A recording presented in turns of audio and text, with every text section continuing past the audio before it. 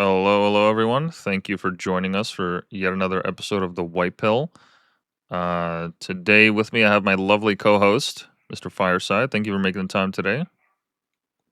Thank you. Thank you. Very happy to be here. Yeah, it's great for. Apologize for the barking. My neighbor's fucking dogs are acting up. Um, yeah, thank you for joining in. Last night's episode is still in the midst of getting uploaded, but the links will be posted soon enough.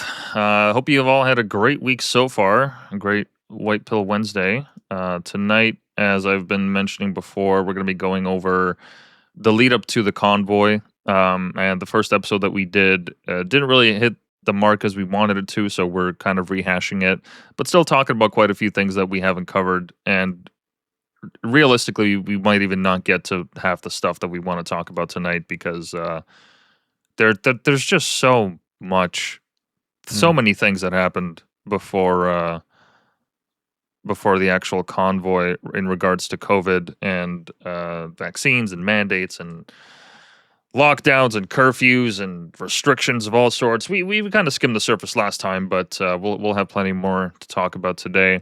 But before we get into all that, if you want to support the show, honestly, just liking, commenting, subscribing on all the platforms is good enough for me.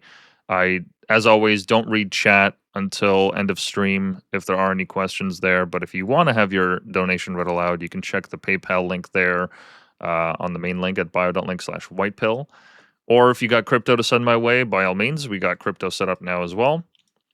Merch is on the way. I just set up the store. I just need to fill it in with a couple of designs that I'm working on. So that is all coming soon. It's all going to be visible on Rumble, and we'll have the links up for all that soon enough. But in any case, without further ado, we'll get right into the COVID stuff, Oh which boy.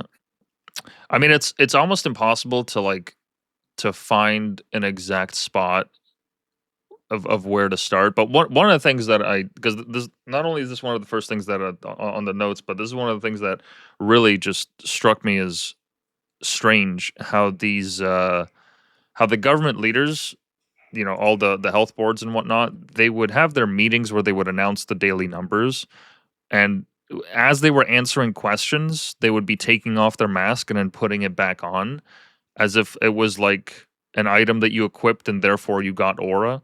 Like, let me see if I can find And Ontario got COVID. aura. Wow. You gain +1/+1 protection.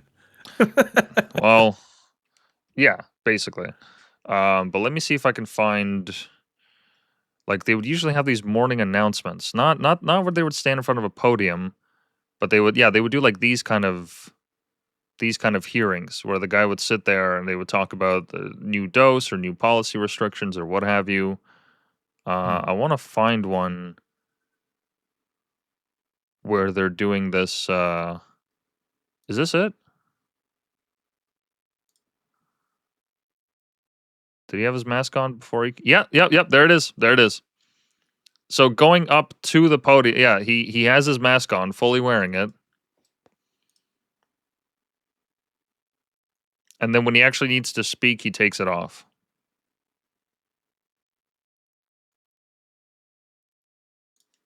Let's see if we can't fast forward this.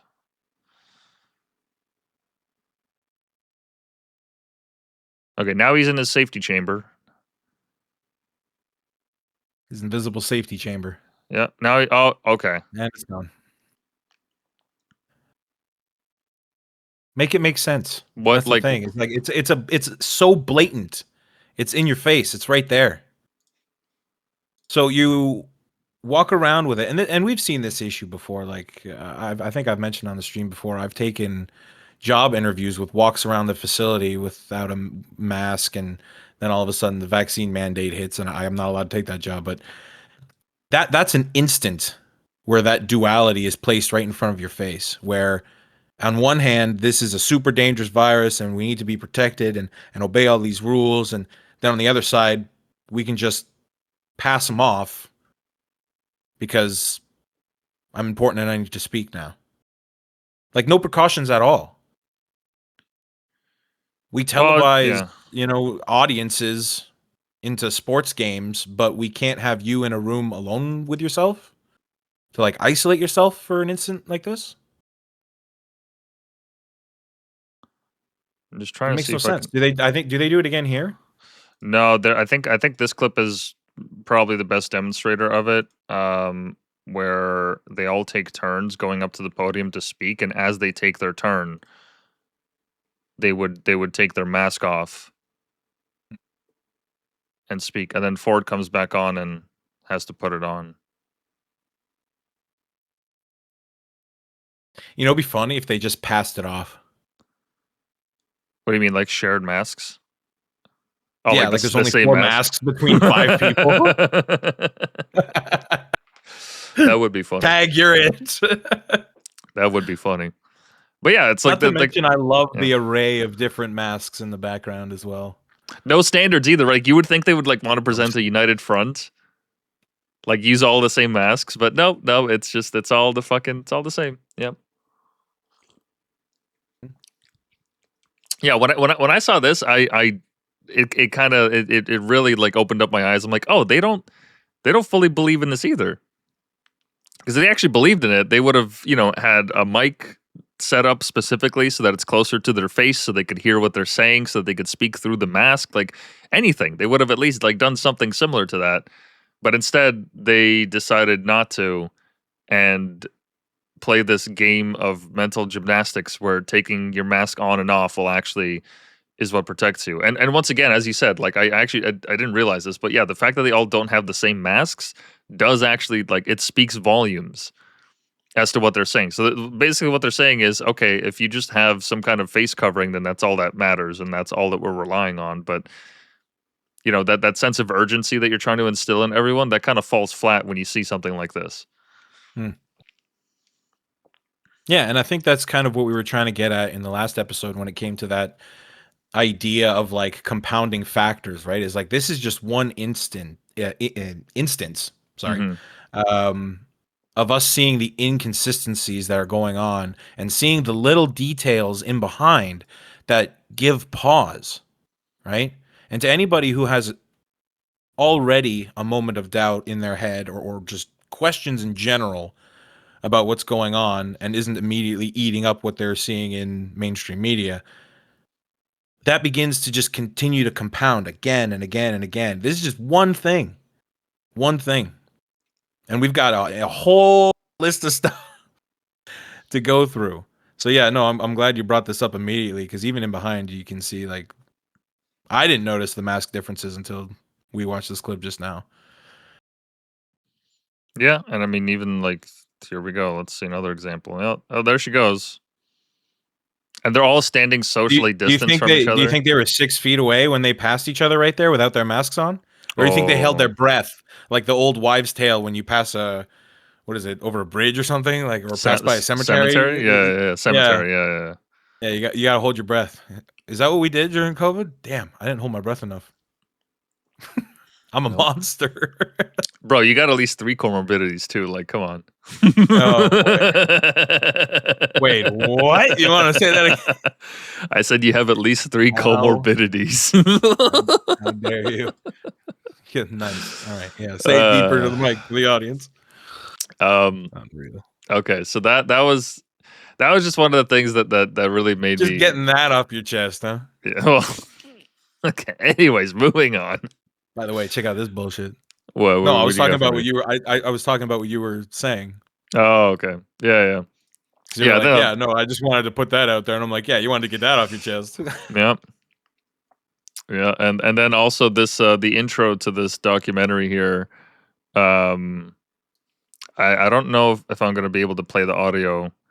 I'd honestly rather not. I've been getting dinged by YouTube for the most stupid fucking shit. It's Yeah, all right, don't worry about ridiculous. it. Just But if you want, I oh can mention a little bit about the documentary if people want to see it. What is well, this? this is a different one. This is not the one that you linked me. Oh, This is a support Sean. This is a I don't know much about this case, but this gentleman here, he has been on a crusade for years now, where he alleges that his son died to to a vaccine. And I say alleges because I don't know the full details of the story. They've had a fundraiser here. They've raised $250,000, it looks like. How long has this been going on for? I'm actually interested. How long has this been going on for? Is there any date for it? Also, notice it's on GoFundMe. It's on Give, Send, Go. Mm. But yeah, he says that his son lost his life in 2021 after being required to take the COVID vaccine to play hockey. And so yeah, he worked on this documentary and had all this stuff. But this the documentary features a clip at the I feel like beginning. he was mentioned in the Vax 3 documentary you were talking about earlier. I feel Probably. like that story was in there. Look at this. Adama Traore goes down clutching chest, sparking concern versus Real Madrid, dated 2021. Another case, Leon Taylor dead. Tributes pour in as non-league footballer tragically dies at age 36. Young footballer dies in La Boulaye. A young soccer player dies of a heart attack after a game. And it was mostly soccer players because for those that have never played soccer, it's a very cardio-intensive game. So naturally, if you get myocarditis, well, you're going to fucking die. Jockey, 38. This guy just passed out on the field. Oh, and the FDA, they expand COVID vaccine warnings about heart side effects, risk for young males specifically. This guy gets taken off the field. This guy's passed the fuck out. Another guy passed the fuck out. Well, I remember during COVID, I happened to turn on a soccer game, and it was the one where I can't remember his name, but yeah, he dropped dead on the field. I watched that happen live. Okay, there's no more highlights, but yeah, no, this was just a regular common day every single day thing. Like every now and then, every couple of weeks, we would hear about another athlete going down. I mean, there's also that one. What was the football player's name? That one famous one where hold on, it must be here somewhere. He had that incident on the field, and then I believe it was on the field, and then once he was taken off and left for medical leave, when he came back, he said, quote, like his doctor did not allow him to talk about the reason for why he was Damar experiencing. Hamlin. Yeah. Yeah. Damar Hamlin. And he wasn't able to talk about it at all. Yeah, he was during a Monday Night Football game against the Cincinnati Bengals on January 2nd, 2023. He suffered a cardiac arrest after making a tackle, and he was hospitalized in critical condition. He was released from the hospital 9 days later and eventually returned to professional football. So I guess he's still playing. He's a safety for the Buffalo Bills. Okay. And I remember there was a lot of controversy around that time because he showed up to that one game, but his whole face was like covered, so people couldn't tell if that was actually him. There was rumors that it wasn't even him. Mm-hmm. I remember that. Yeah. And as we were talking before the show, the reason why all this is suspicious, it's not because like we're 100% saying, oh, this was definitely vaccine related, but it's very strange that all of these incidents were happening of athletes, like the people at the top of their game, people that are running around, they're much healthier than your average office worker, right? They're putting their hearts through the ringer every time they get on the field, and they're the ones that are passing out just randomly. And now we just dying on the field. we don't even hear a peep about it. We don't hear anything about hockey athletes going down, about footballers, about soccer players, nothing. Not a fucking peep. There hasn't been a story like that in years. That's kind of weird. That's kind of weird. That's kind of fucking weird. That's kind of weird because COVID is still a thing. COVID is still around. COVID is still spreading. But now we just don't hear about it. That's very strange. It kind of makes me think that the two are related, that getting vaccinated is actually part of the problem here. Because all those leagues, all these different leagues, they force people to get vaccinated. Oh, yeah. In one way or another. There are links about the whole Djokovic incident with the Australian Open. He was denied, I think it was entry to the country. Yeah, he was denied entry to the country because he was refusing to get vaccinated. And yet there was a tennis player who was positive with COVID that they allowed to play in that tournament. whether it Well, was he was he it he had Melbourne COVID. or He had also tested for positive for COVID. I Like don't think it was that not same instance. no, not the same instance, but like No. this was like months Well, before the he was tournament. COVID negative, Yeah, but unvaccinated, so they refused him into the country to play. And yet there was another tennis player who was fully vaccinated, but he was COVID positive, and they let him play. Again, make it make sense. Djokovic.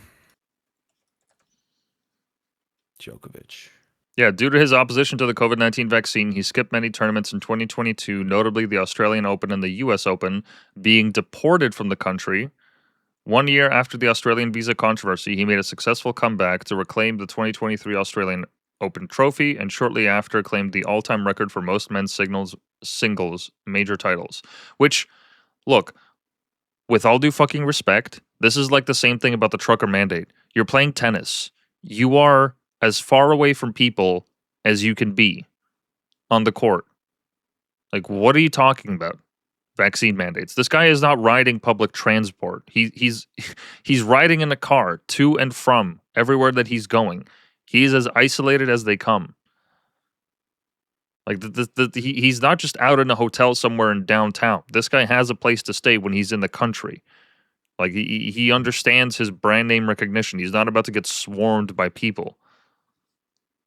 So like this whole idea that they called him, I forget, like they called him like a risk to public health or something like that. I'm fairly certain the prime minister called him that. They called us all a risk to public health. I believe it was the prime minister.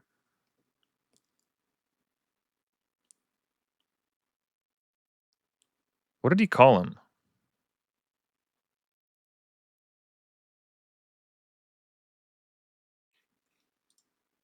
Hold on. What did the prime minister of Australia call Djokovic as a result of his refusal to get vaccinated? He called him like a public risk or something like that. And it's like, really, dude, this one guy? This one guy, really? Well, that's just continued of like rhetoric of the demonization of the unclean.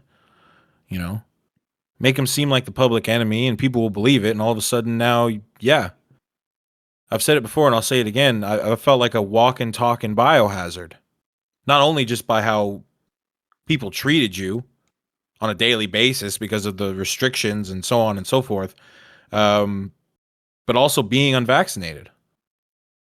All of a sudden, yeah, there's no way I can do this. I'm not going to meet you, and so on and so forth. We can't hire you. What? Yeah. All for You're not what? allowed into the country. You're not allowed to leave the country. You're not like.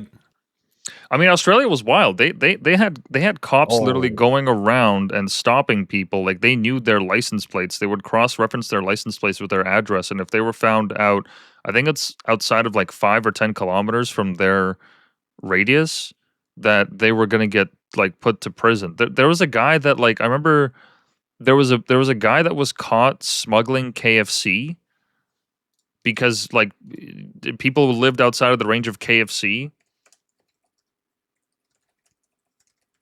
Let me see if I can find it. Yeah. smuggling KFC Yes. because Yes. Jesus. So Yeah. see, and this New is where the Zealand. development of the 15-minute cities started to come from, because it's like, okay, so now I'm not allowed to move beyond a certain mileage because the almighty government says so. Yeah, this is actually New Zealand, not Australia. It says here New Zealand Oh, police have made a bizarre arrest after a pair of alleged gang associates were caught trying to enter Auckland with a boot full of KFC chicken and tens of thousands of dollars. The men were charged with breaching the country's tough COVID-19 rules. Under their strict level 4 lockdown, all restaurants, including takeaway services, remained closed. Oh, okay. So they tried to sneak into a city from Hamilton, going to Auckland. Really? with food, KFC? not guns, food, not drugs, food. All right. When you've Yeah, they're created a black market for takeout, I mean, I'm gonna try to find that there was an arrest. Not an arrest, but these cops pulled over this couple because they were going to McDonald's. I don't know if I'm gonna be able to I think find I've it seen though. that. No, but I've seen it. Because you needed to have a valid reason for being outside your own home. They asked you to justify it, yeah.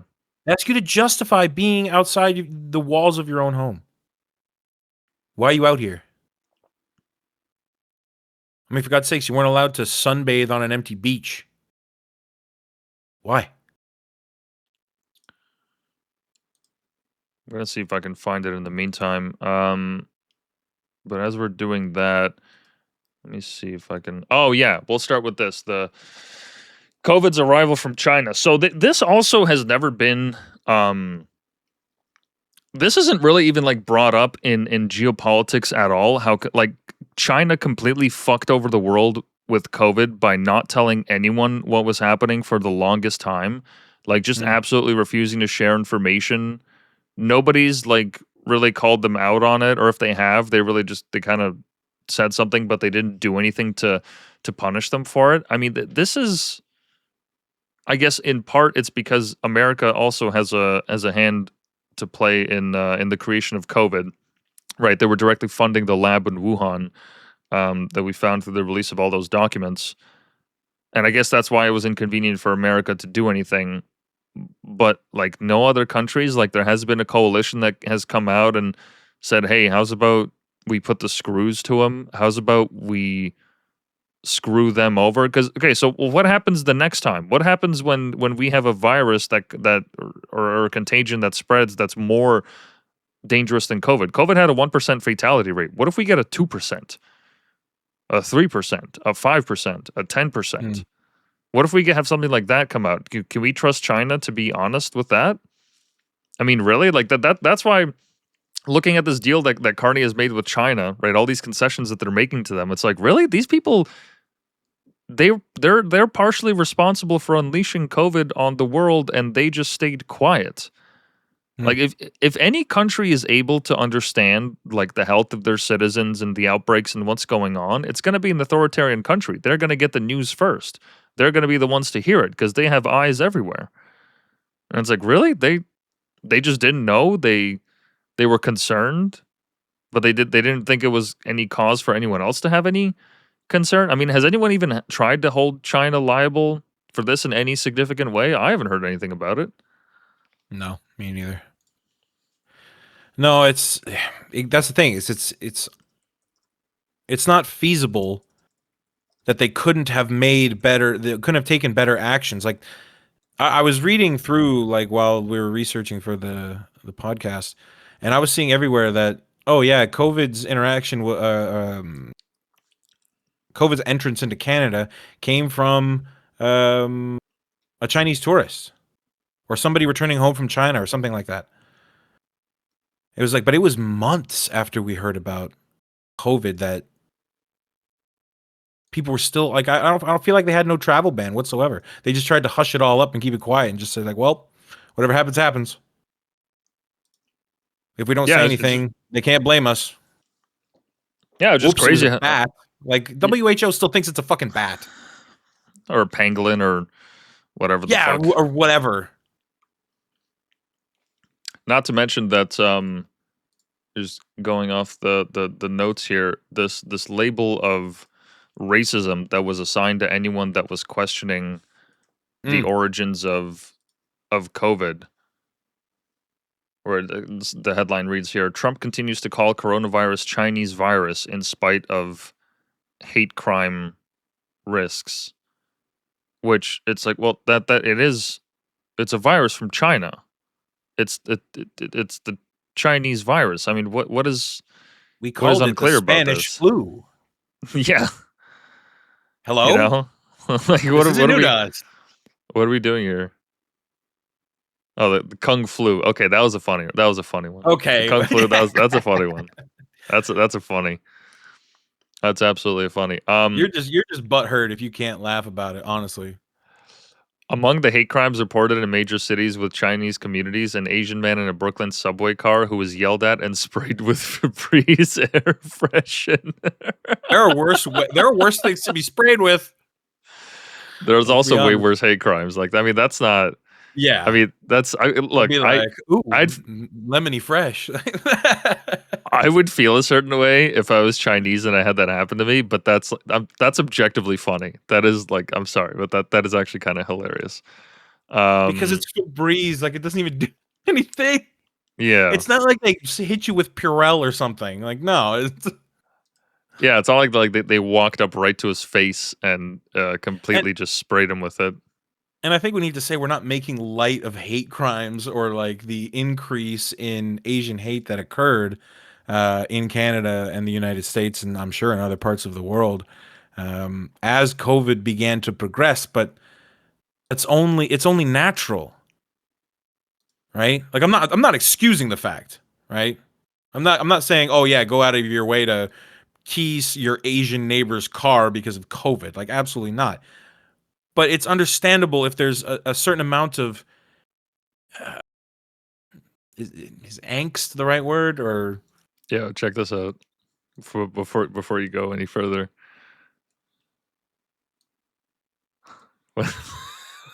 15 days. 15 Yeah. days. 15 days turned to 30, 30 It, turned to 60, 60 turned to 120. it took 3 years. Yeah. It took them 3 years. Some people are still dealing with it. I still see COVID's people messed up. we say it's over, but the pandemic, like the let's say the big rush is over, okay? But COVID's here forever. We fucked up. 15 days, my ass. Yeah. 15 days if days. we were crazy about it, maybe. No, 15 days, that's bullshit. There was hundreds of thousands of people being infected months after this. We had no idea what the fuck we were doing. And I mean, in the beginning, we don't blame them, but let's be realistic here. When you say 15 days and you just keep pushing it and you don't acknowledge the fact that, hey, we actually don't know what the fuck we're doing, it's a bigger red flag than anything else. Don't walk around like you knew. Like all of a sudden, no, today this is how it is. And tomorrow this is how it is. And it's like, okay, but what about yesterday? What yesterday? 15 days? That's crazy. See, and the thing is that I understand why this was touted, because the media love to shit on Trump, especially during COVID, and so they're just looking for any excuse to get him. And we'll play the next clip here, which completely illustrates our point. But this thing here where it says the president's new labeling of the virus came as China and the U.S. traded blame over the origins of the virus, ignoring the WHO warnings not to link the pathogen, which was first detected in the Chinese city of Wuhan at the end of December, to a particular area or community to avoid discrimination or stigmatization. Even if the American president doesn't come out and say China virus, even if he doesn't do that, even if he doesn't, fan the flames, as they said, they're going to come to this conclusion anyways, because people, like, there's a level of internet. Well, there's a level of racism in life, as I talked about yesterday, that helps you, right? Like pattern recognition. There's a level of that to understand, like, hey, if there's a black guy whacking out, like just completely whacked out of his mind, going crazy on. Expect you to say whacking out, but I know, continue. not the right wording. But if there's a black guy on public transit that's going completely crazy, ballistic, yelling, whatever the hell, you don't just ignore that and be like, oh man, I bet that guy's having a rough day. It's like, no. You look at statistics and you think, okay, do I want to become a statistic, or do I want to just, preserve my own safety, right? There's that level of racism where that'll actually like help you. And then there's like the old-timey racism where like you just look at some kind of news story or whatever and you just fly off the handle with these fucking Chinese like. Well, that's that. I would argue that's a learned racism, right? Those are patterns that you've learned from somebody. Yeah. Where it's just, it goes to that extreme. Like, it's completely unreasonable level of racism. Yeah, it's like the same kind of racism that they use to justify the internment of thousands of Japanese citizens in both Canada and America. Like that's kind of like just blanket racism that actually doesn't help anyone, and you're only hurting yourself in the long run. Um, that's going to happen regardless of what Trump says, regardless of what anyone says. That's going to happen regardless. So they just, they use this point to get at Trump, and I'm by no means glazing Trump. I'm not exactly a fan of his anymore. But with all due respect, like if we're gonna call a spade, like this is not it, guys. This is really not it. And this culminated in the following clip here, which went viral. Let's see if we can. Oh, let me get some volume on this because this is there it is. Okay.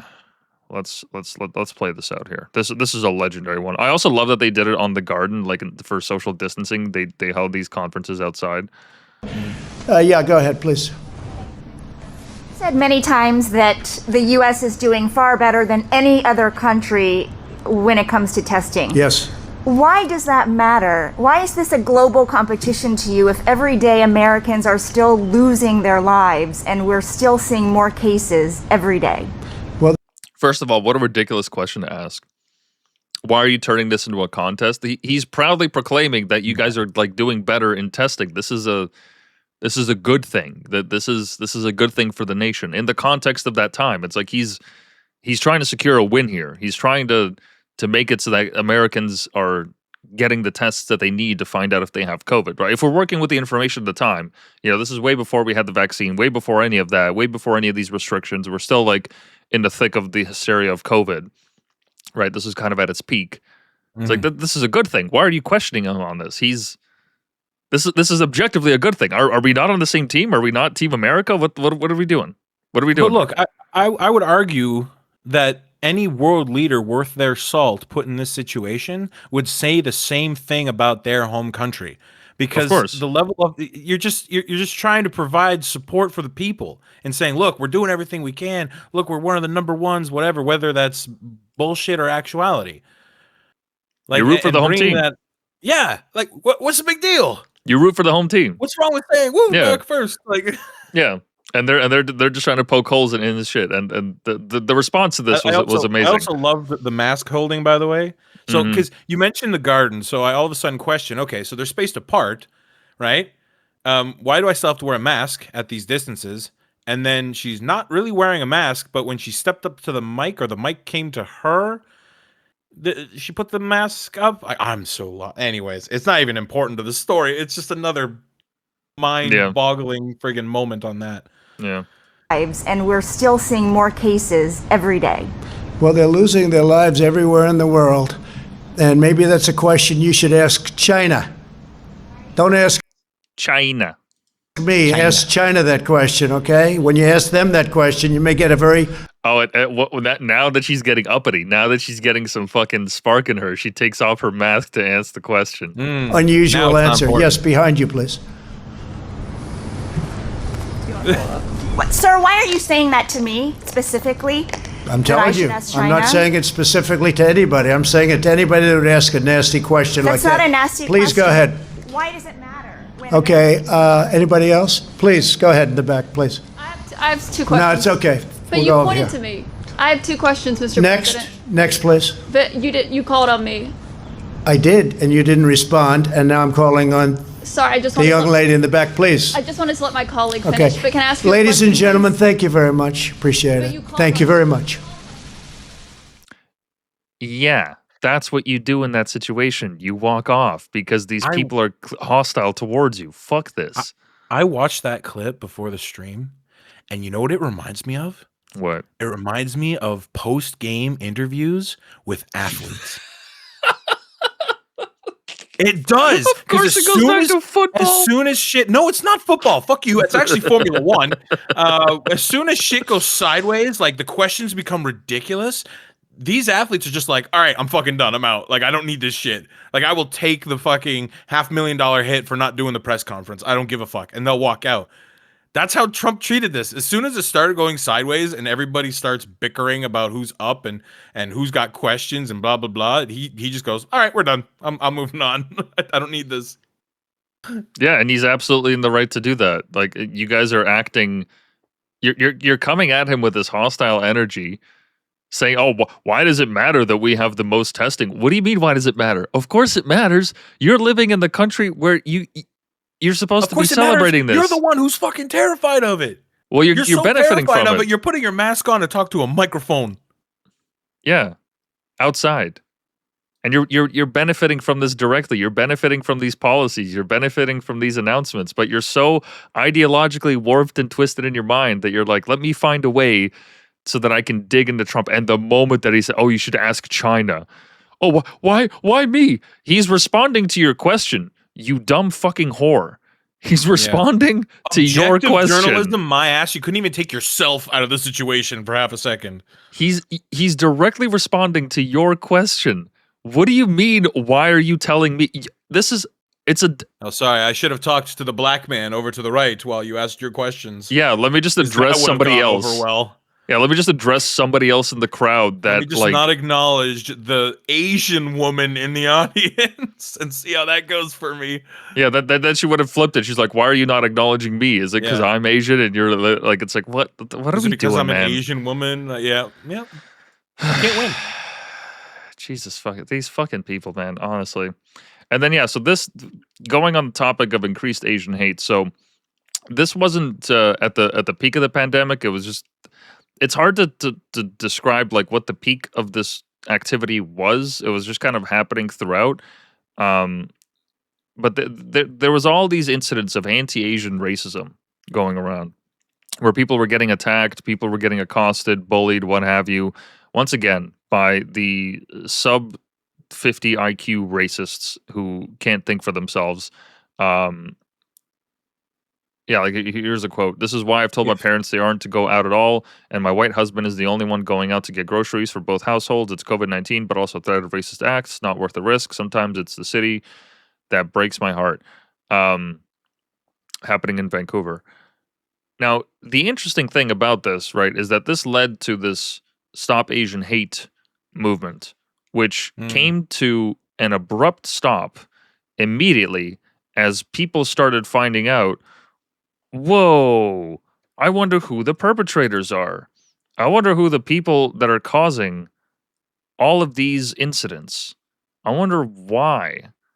I wonder why it's happening. What could possibly be the reason? And I looked up the stats, and when adjusted for per capita, right, here's the breakdown of the race and ethnicities that were committing anti-Asian hate. White, there were 95 incidents, right?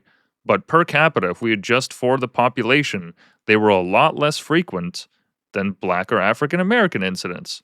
Huh, that's strange. And then for weeks on end, we saw video footage of Black people accosting Asian people, stabbing them, directly attacking them. Here's a guy that stabs a fucking old lady in the back, stabs her as well in like the neck area. She's just standing there. Nobody's doing anything. This man, okay, this is, he tries to help her. She fucking falls down. I'll save you. Jesus. Broke a hip. Yeah, there's one. I have like 6 of these. Here's another I saw incident. That you added those. That's crazy. Here's another incident where this couple got robbed. 2 guys pull up out of the car. They run to them, taking their bags, which is so strange because it's not like what, did they have like Louis Vuitton bags? Like, what kind of a fucking scumbag does this to old ladies? And for a second there, when I was watching this video, I was like, wait, I can't tell if they're Black or not, because as much as I'd love to assume that, I can't tell. And then I see the hand on the car. Yeah, that's not white. That ain't white. That's not white. And here's another video. Yeah, because I remember the anti-Asian movement had like ads on television, and like I think mid 2021, like I stopped hearing from them at all. The games started, like all the games. I remember we were playing. What was it? It's that battle royale where Apex Legends. We were playing Apex Legends. I remember when we were trying to give it a shot. And literally the first thing that you saw when you logged in was the Stop Asian Hate campaign. yeah. And then when Yeah. Black Lives Matter was a thing, they also did that for Call of Duty. They were like, "Oh, we're taking a stand against racism by Mhm. acknowledging that it exists, and we're a video game company, and that has something to do with racism." But go off, King. Hmm. And yeah, there's another incident here where this guy had a taser and also some pepper spray and was defending himself.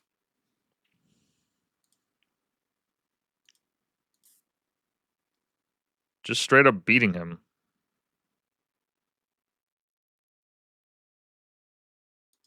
Like, yeah, obviously these are things we don't condone, but you can understand a certain level of animosity that builds between race relations when something like COVID happens. I'm not saying this is okay. I'm not excusing any of this.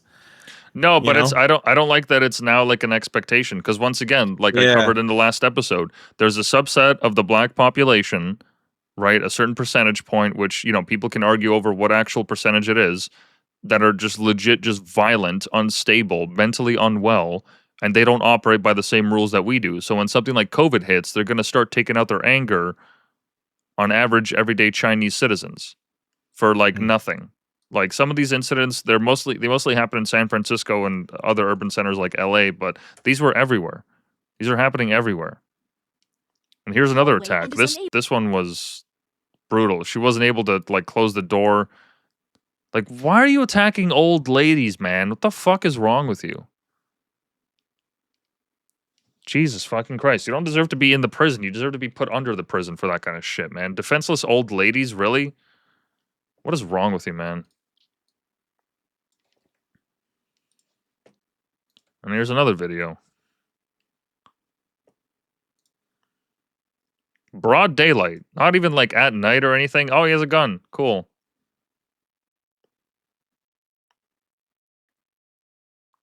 He just pistol whipped her? No. Oh, he just Oh well, yeah. snagged the bag.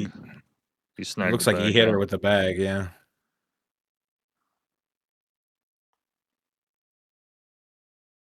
Jesus fucking Christ. But yeah, they go after members of the older population because they're easy targets.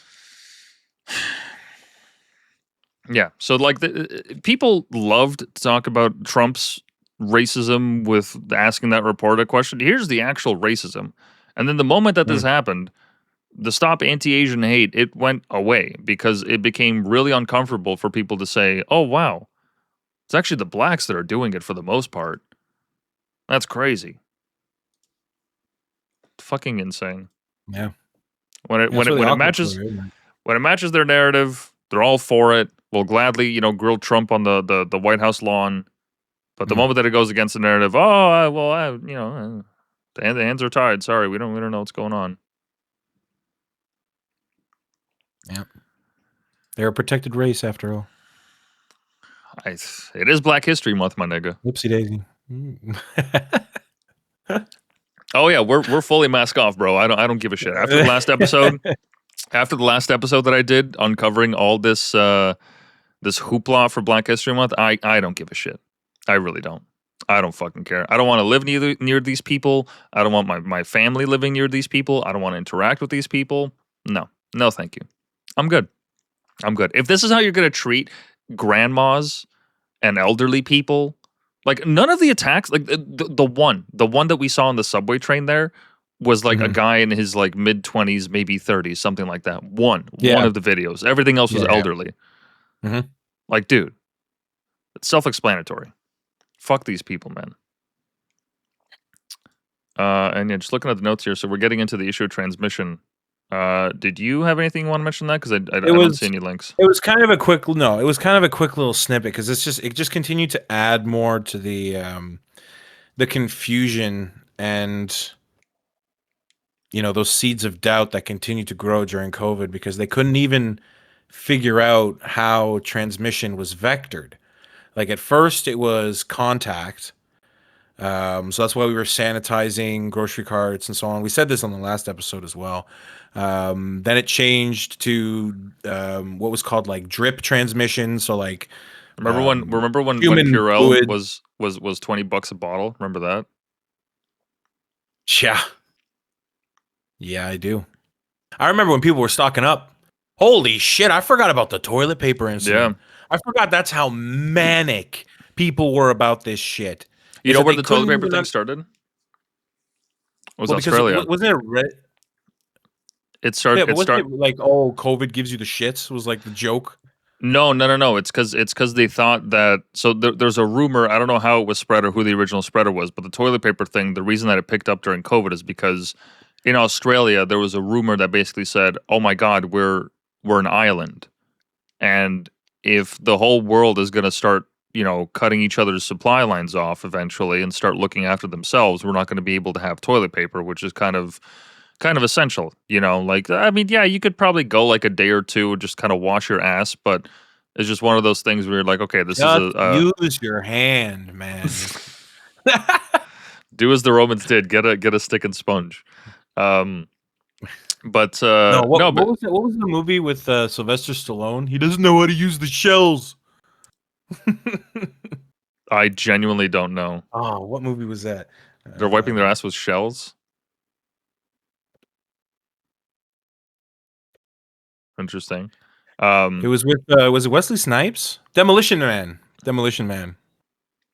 Great movie. Oh, okay. Oh, I know that movie. Yeah, but so essentially, the way that the toilet paper rumor got started is because somebody, I don't know, operating under whatever pretenses, was like, oh my God, Australia is gonna start to run out of toilet paper. But then it turns out that they actually make it's like over half. I think it's like 60 or 70% of their own toilet paper. They actually manufacture it in Australia.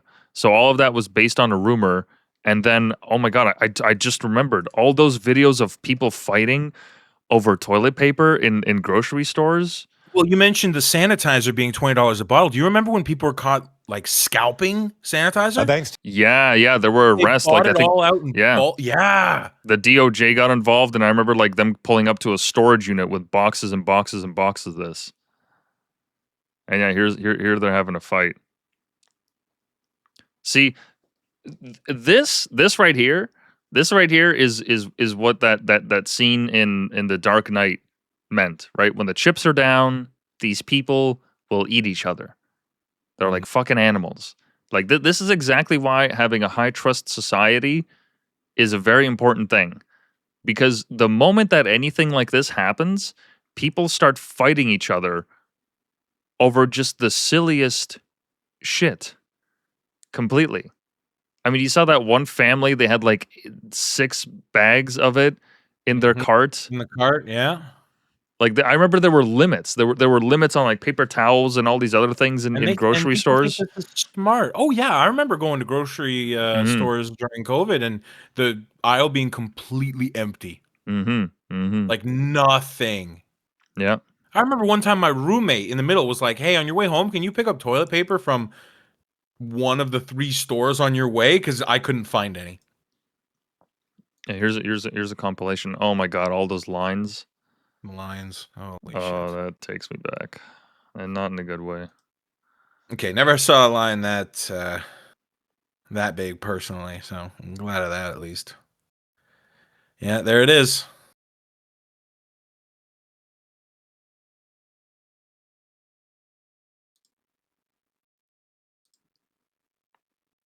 Jesus You know what's Christ. funny is my grandmother was one of the people who got sucked into buying like a stupid amount of toilet paper to stock up. And I remembered the last time I saw her before the holidays there. And I asked her, I said, "Do you still have that stockpile?" She said, "Yeah, I'm still using it. Like I'm still going through it to this day." And you said like just over these holidays? Yeah. Wow. Because she lives alone. It's just her. Yeah. And she Yeah, bought like- so fucking much. Like, how many shits is she gonna take? Realistically Yeah, speaking. She's still using the tail end of the stockpile over here. Wow. Incredible. Yeah, I remember Doug Ford. Is it? I always confuse the two. I always confuse them. Yeah, Doug Ford. Doug is the good one, quote unquote. No, Rob. The non crack one. No, the crack one was good. He was the good one. No, Rob Ford was the good one. Unironically, he was the good one. He was the good one because he had that one press conference where he said he had enough pussy to eat at home. The guy's a fucking legend. All right, He's a legend. Now let me pull up that clip. Jesus, Let me pull I remember the clip. Let me pull up that clip. This is legendary. A friend of mine, a prostitute. Alana is not a prostitute. She's a friend, and it makes me sick how people are saying this. So unfortunately, I have no other choice. I'm the last one to take legal action. I can't put up with it anymore. So I've named the names. Litigation will be starting shortly. I've had enough. That's why I warned you guys yesterday. Be careful what you wrote. Okay, so that's all I have to say for now. And the next thing I want to call Mayor Britannia in Hamilton and tell them that we're going to have to spank their little tiger cats. Oh, and the last thing was Olivia Gondak. It says that I wanted to eat her pussy. Olivia Gondak. I've never said that in my life to her. I would never do that. I'm happily married. I've got more than enough to eat at home. What about That's my mayor, dog. I mean- that's my fucking mayor. Let's fucking go. I mean, That's my mayor, dog. Oh, I miss Rob. Crazy good guy. character. Crazy fucking guy. But yeah, Doug Ford, I remember Yeah. he had like press conferences where he would announce they were going after price gougers, and it was a whole thing. Yeah. Yeah, no. So the going back to just the point we were making, the whole transmission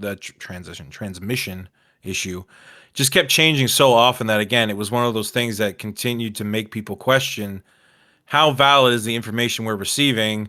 How much is the government actually doing? Do these measures actually mean anything? So on and so forth. If you stopped and asked enough questions, you would begin to have doubts about any government's instructions or COVID-19 protocols.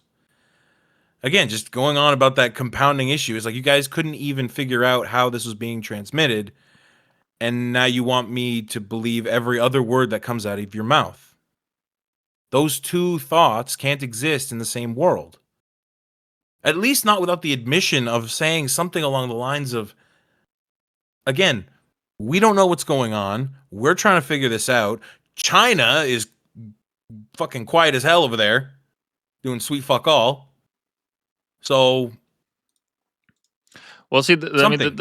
this is something that we've mentioned multiple times, like off stream in our our conversations on COVID, where, and I think this is the view that a majority of people share. At least anybody with an IQ of, I don't know, above 80, is that if these all these different boards of health, all these different representatives, if they just came out and said, look, COVID is going to do its thing, we are almost powerless to stop it. The vaccine is somewhat effective, but realistically, the window for its effectiveness goes out of date by like the 4th, 5th, 6th month. You know, the vaccine isn't going to save you for years and years and years, because it's not a vaccine. A vaccine is supposed to be one and done, and that's it. You're immunized from whatever it is that you're getting vaccinated against. But Yeah. or at least a instead, handful of years, like, or Yeah. not a handful, but you know what I mean. Like, I think, what was it? Some shot has to get updated when you're younger after like 10 years or something like that, or 24 years. I don't remember. well, even for exactly. like dengue fever or yellow fever or any of those things, when you're traveling to like a continent like Africa, you have to the like HIV get it every shots. Yeah. yeah, you have to get it every now and then. It's not it's not permanent. Not But HIV. if they just came out and said, and we're open about it, and we're like, look, this is not the end of the world, okay? The good thing that we're seeing is that this is going after sickly people, fat people, like not fat, but like obese people, people that have comorbidities. If they just came out and told us the truth, I would have been all on board with the way that they, not with the way that they went about it, but I would have been all on board with the public messaging, because I'm like, oh, okay, these people they're rational thinkers. They're not trying to hype up the rhetoric. You know, it's not like Biden going out and saying we're going to have a winter of death. It's not like all of these politicians coming out and saying, oh, it's the fault of the unvaccinated. You know, it's because of the unvaccinated we're not doing this. Like all this just high pitch, high temp rhetoric that they were pushing on us. It's like, okay, if you just didn't do that, if you just came out and said, look, we are kind of powerless to stop this. This is going to happen. This is going to spread like the flu spreads, and we're powerless against the flu. So COVID is going to do the exact same thing. The only thing that you can do is look after your own health, do your best, right? Maybe follow our guidelines, but just have like a sensible strategy when it comes to this. Because at the end of the day, right, the important thing about COVID, it's not the legacy of COVID. The reason that it's important to look back and talk about all this stuff, especially leading towards a convoy, is like, okay, what are they going to do when the next one comes? Because it's only a matter of time. You know, the right now out there's some metaphorical clock ticking down, right? That we're expecting a new variant, some new virus to pop up. It's only a matter of time before that happens. So what, are they going to pull out the same COVID rulebook? Are they going to pull out the exact same thing that they did now? Because if they did, I sure as fuck wouldn't believe them, even if it had 100% mortality. You know? Yeah, and I that wouldn't be there inclined. then that there is a huge issue, because that's one of the bigger things we talked about with COVID was the amount of distrust it placed upon the healthcare system.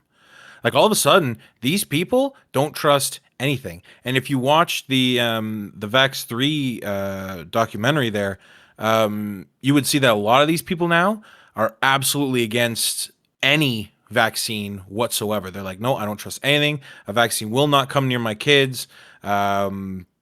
Measles I are will up. never receive another vaccine. Yeah, and now Yeah, measles cases are of up. measles are up. Yeah, cases of measles are up. Yeah. People are not vaccinating their kids. Yeah, because you destroyed the trust. Yes. And it's having a huge negative impact on public health. And not just vaccinations, but just like doctor advice in Oh, general. Why would anyone? people refuse to go to hospitals during COVID at one point. They were like, no, I will never go to a hospital ever again. I will die in my home from blood loss before I go back to a hospital, because they can't be trusted. And of course, you know, to a certain degree, that's pretty extreme. But again, it's that sentiment that you have destroyed the public trust entirely. Yeah, this Like, is the not a only people- well. Yeah, sorry. Go ahead. Yeah. No, it's the only people who still believe you are those same individuals who bought in and ate up and protected every single public health measure you imposed. The only people who are like, I trust the science. Okay, sure. But you're just listening to these people at face value. And these people have actually gone through the system, like the Vax 3 documentary, a lot of people who actually were in hospital because of COVID. One of them was removed by their husband. He came in with lawyers and said, no, unhook her now, we're going home. That's the point it got to, where it was like legal actions are being taken just to get somebody who's in hospital out of hospital. Yeah, I mean, for fuck's sake, there was that whole scandal in New York with the governor. What's his name? Fucking. Oh my God, what's his name? His brother got schooled on that debate with Dave Smith. Oh my God, I can't. Dave Smith. They're the brothers. You know who I'm talking about. Yes. Let me pull it up. It'll pull it up. Chris Cuomo. So Yeah. hold on. Give me a bullet point summary of Governor Cuomo's scandal of sending geriatric people back to hospitals only so that they die during COVID. This was a major scandal immediately after COVID, which has kind of been swept under the rug. This is insane. Their policy was that under Cuomo's administration, they issued guidance requiring nursing homes to readmit residents returning from hospitals and accept new admissions even if they had confirmed or suspected COVID. All right, as long as they were deemed medically stable. So nursing homes were prohibited from denying admissions solely based on COVID-19 status and were barred from requiring a COVID-19 test prior to admission and readmission. So these people were getting sent to these homes where obviously you're going to have people with comorbidities. They're at their end stage of life. All the cigarettes they've smoked, all the alcohol they've drank, all the brake dust that they've inhaled over the years, God knows what other exposure even if you were healthy had. as hell, the body's breaking down. Like, yeah, your body's breaking down one way or another. And they were sent. They were sent back to these exact places where all of these people, they're the higher risk. They're at risk. They're the ones that are at the highest risk, and they were getting sent back as government policy. Over 9,000 COVID positive or recovering patients were transferred to nursing homes under this policy, and critics argued this placed highly vulnerable elderly residents at increased risk of infection and death in facilities ill-equipped for isolation or acute care of contagious patients. No shit. Official counts eventually reached to 15,000 nursing home resident deaths, confirmed and presumed statewide. Some internal documents later revealed suggested facilities admitting COVID positive patients had higher death rates than those that did not. No shit. I'm shocked. No shit. And is he going to face any jail time over that? Is he going to face any consequences over it? No. He just lost his job. Now he's not the governor, but he's living, he's safe. He's fine. He's living in his fucking mansion or whatever in upstate New York, or God knows wherever he's living. Right? So you saw this stuff happen during COVID, and you're like, hey, that's kind of weird. Why are you sending COVID positive people back to the place where they're going to die and then spread it to everyone else? If anyone should have been first in line to go to the hospitals, it should have been them. And this actually just made me remember the other crazy thing that happened during COVID that we also kind of forgot. All of those like extremely important surgeries and procedures that needed to happen, people that had cancer screenings, right? All these critical things that needed to happen within a certain time period, otherwise they would die, were put on hold to deal with COVID. Yep. How many Or people they were died just because of straight that? denied organ transplants because they were unvaccinated. Yeah, there was a famous case where there was a woman that still to this day, it was literally like half a year ago, this woman out west. Let me see if I can find the story. Where who was it? Was it it was like a radio commentator. He's a famous conservative radio commentator.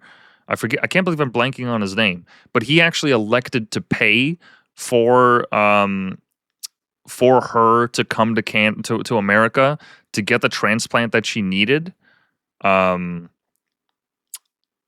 people were in an uproar about it because they were like, "Oh my God, why do we need this guy making this political?" It's not about politics. It's about the fact that the Canadian system is so inept at getting people healthcare when they need it the most that an American has to step in and save them. Like, this is at the height of like the trade war like thing happening with Canada, and people are like, "Oh, this radio host, he's just using it as political capital. He's just using her as regardless of that. Even if he is, the point stands on its own feet.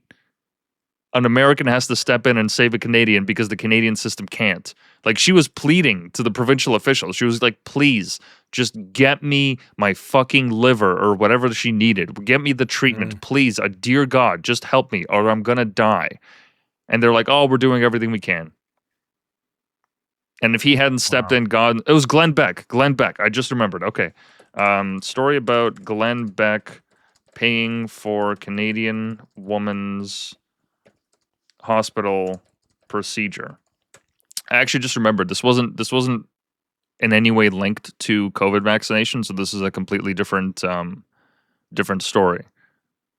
Yeah, no surgeons in Saskatchewan were able or willing to perform the specialized procedure she needed to get out of the referred province. She required a referral from local endocrinologist, but none were accepting new patients, creating an impossible bureaucratic loop. After years of pain and failed attempts to get help, her suffering became unbearable. She applied and was approved for MAID, Canada's euthanasia program.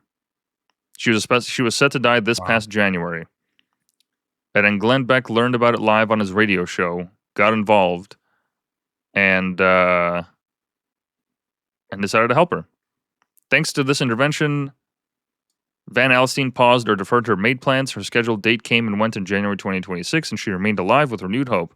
Reports indicate she was working towards traveling to Florida for the procedure, which could potentially resolve her condition, or at least significantly alleviate it. Look, even if this story has nothing to do with COVID, this is once again showing like just the absolute incompetence of the Canadian healthcare system. Because as you said before, right, I started on this little rant. There were people that were getting denied still to this day for yeah, here it is. Yeah, I was literally just going to ask you if you can pull up the link. People that were getting denied organ transplants because they didn't get the fucking jab. Yep. Insane. The Supreme Court of Canada will not hear the appeal of an Alberta woman who is unwilling to be vaccinated against COVID-19 in order to get a life-saving organ transplant. So, let me get this straight. The company that makes the vaccine seals its records for 100 years. Nobody knows the details of its testing. Nobody really knows anything until we had that one hearing in the EU High Court where they said that they actually, during their rounds of testing, they didn't test for transmission. Which, okay. Yeah, again, Sure. go back to what the fuck? You guys... But you said it would stop the spread. We were all told this would stop the spread. You get COVID, you get the vaccine, you can't spread it to anyone. It stops the spread. This is what we were told, right? This is the lie that we were sold, that it's safe and effective and it stops the spread. We started this show by showing you a compilation of athletes that were passing out. Athletes that had gotten the COVID shot, passing out. Okay, safe and effective kind of flies out the window. I even remember a story the first day that I think it was the AstraZeneca vaccine was legalized in the UK. They were first pushing it. There was already a case of a pregnant woman having side effects. Oh, great. I've now fundamentally altered the life of me and my child. Like, how many miscarriages happened because of the vaccine? That's the thing, is actually there was numbers that were presented. I think it was again in that Vax documentary, because that Vax documentary is run by hold on, I have them here. No, that's not the right page. That is that documentary was created by the Children's Health Defense, which is the same people behind the FLCCC, which was the Frontline COVID-19 Critical Care Alliance. So these are doctors; these are real people. They were saying how there were numbers they presented. It's probably somewhere deep in the friggin' documentary, but they said that something like 48% of, I think it was something like 48% of pregnant individuals who received the vaccine over the placebo actually lost their children. I'm not gonna quote it on that on record, but I saw that number somewhere. I believe it, of course. Because look, the great thing about COVID and all these things that we're talking about, you actually don't need to be a virologist. You don't need to be a vaccine expert to understand all of these things. It's just, if you just look at the timeline of the narrative, right? We were told safe and effective. And then a couple months later, it comes out, whoa, there's this huge spike of myocarditis happening to all these kids, all these boys, all these young men. That's very strange that it's only targeting them and not women off of like one company's vaccine. And why is it that some vaccines got shelved over others? Some were more effective than others. Yeah, like, the AstraZeneca, the Moderna, the Johnson & Johnson, like just going through all these names, they don't exist anymore. Yeah.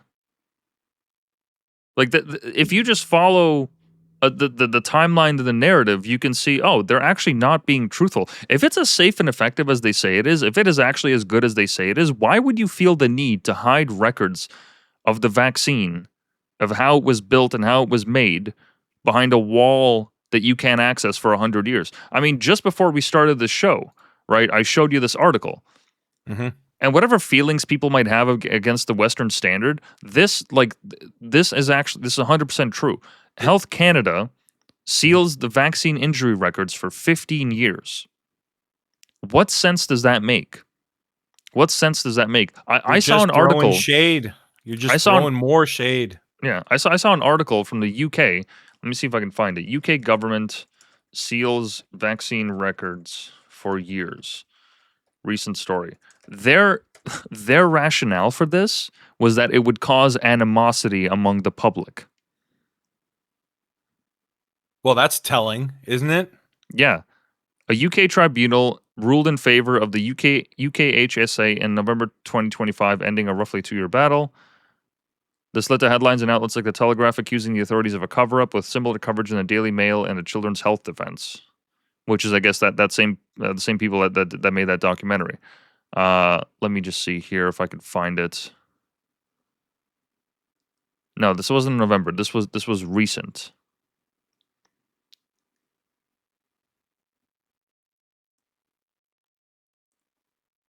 No. This was not in November. This was actually recent. Hold on. What rationale did the UK government use to hide the vaccine injury documents? From what I remember reading, it outwardly essentially stated that the reason they didn't want this is because of issues of social impact. Let me see if I can find the web pages here. So you're saying the quiet part out loud. Congratulations. You're actually being truthful for once. Because if you're trying to hide anything, I mean, go back to stupid shit like CSI, you know, shows on Here it is. TV, stuff like that. Here it is. If you're trying, yeah. Oh my fucking paywall, really? If you're trying to hide anything, all it indicates is that you're trying to hide something from me. Like, what other way can I say that? We talk about transparency, and yet here we are saying, "Oh yeah, it's completely fine to just, you know, firebomb this thing for 100 years. Let people's animosity and memories cool a bit. Let the affected generation die off, as Pfizer pretty much wanted us to." Well, so here it is. Here's the start of the article. The public health watchdog has been accused of a cover-up after refusing to publish data that could link the COVID vaccine to excess deaths. The UK Health Security Agency argued that releasing the data would lead to the distress or anger of bereaved relatives if a link was to be discovered. So you killed him. Just reading that, okay, if just reading that you don't come to the conclusion that, hey, maybe these people aren't actually fully honest about the COVID vaccine and what it did to people, like the vaccine, quote unquote, right? Because it's not really a vaccine, it's technically gene therapy. It's just a jab. It's just a fucking COVID jab. It's whatever's in this magical syringe. A cross-party group has written to Victoria Atkins to sound alarm about the growing public and professional concerns at the UK's rates of excess deaths since 2020. Ministers have blamed the rise in excess deaths on record of NHS waiting lists and the pandemic backlog, but the parliamentarians are demanding to be shown the underlying data to support the government's assertion that there is no evidence linking excess deaths to the vaccines of COVID-19. If those data do indeed exist, please share them. If thorough investigations have already ruled out such a link, please share the relevant reports. Right? There's like, why are we taking your word for it? Why do you want us to just trust you? Show us. Yeah. Right? And this once again, just another layer of bullshit that kind of, makes you peer behind the curtain.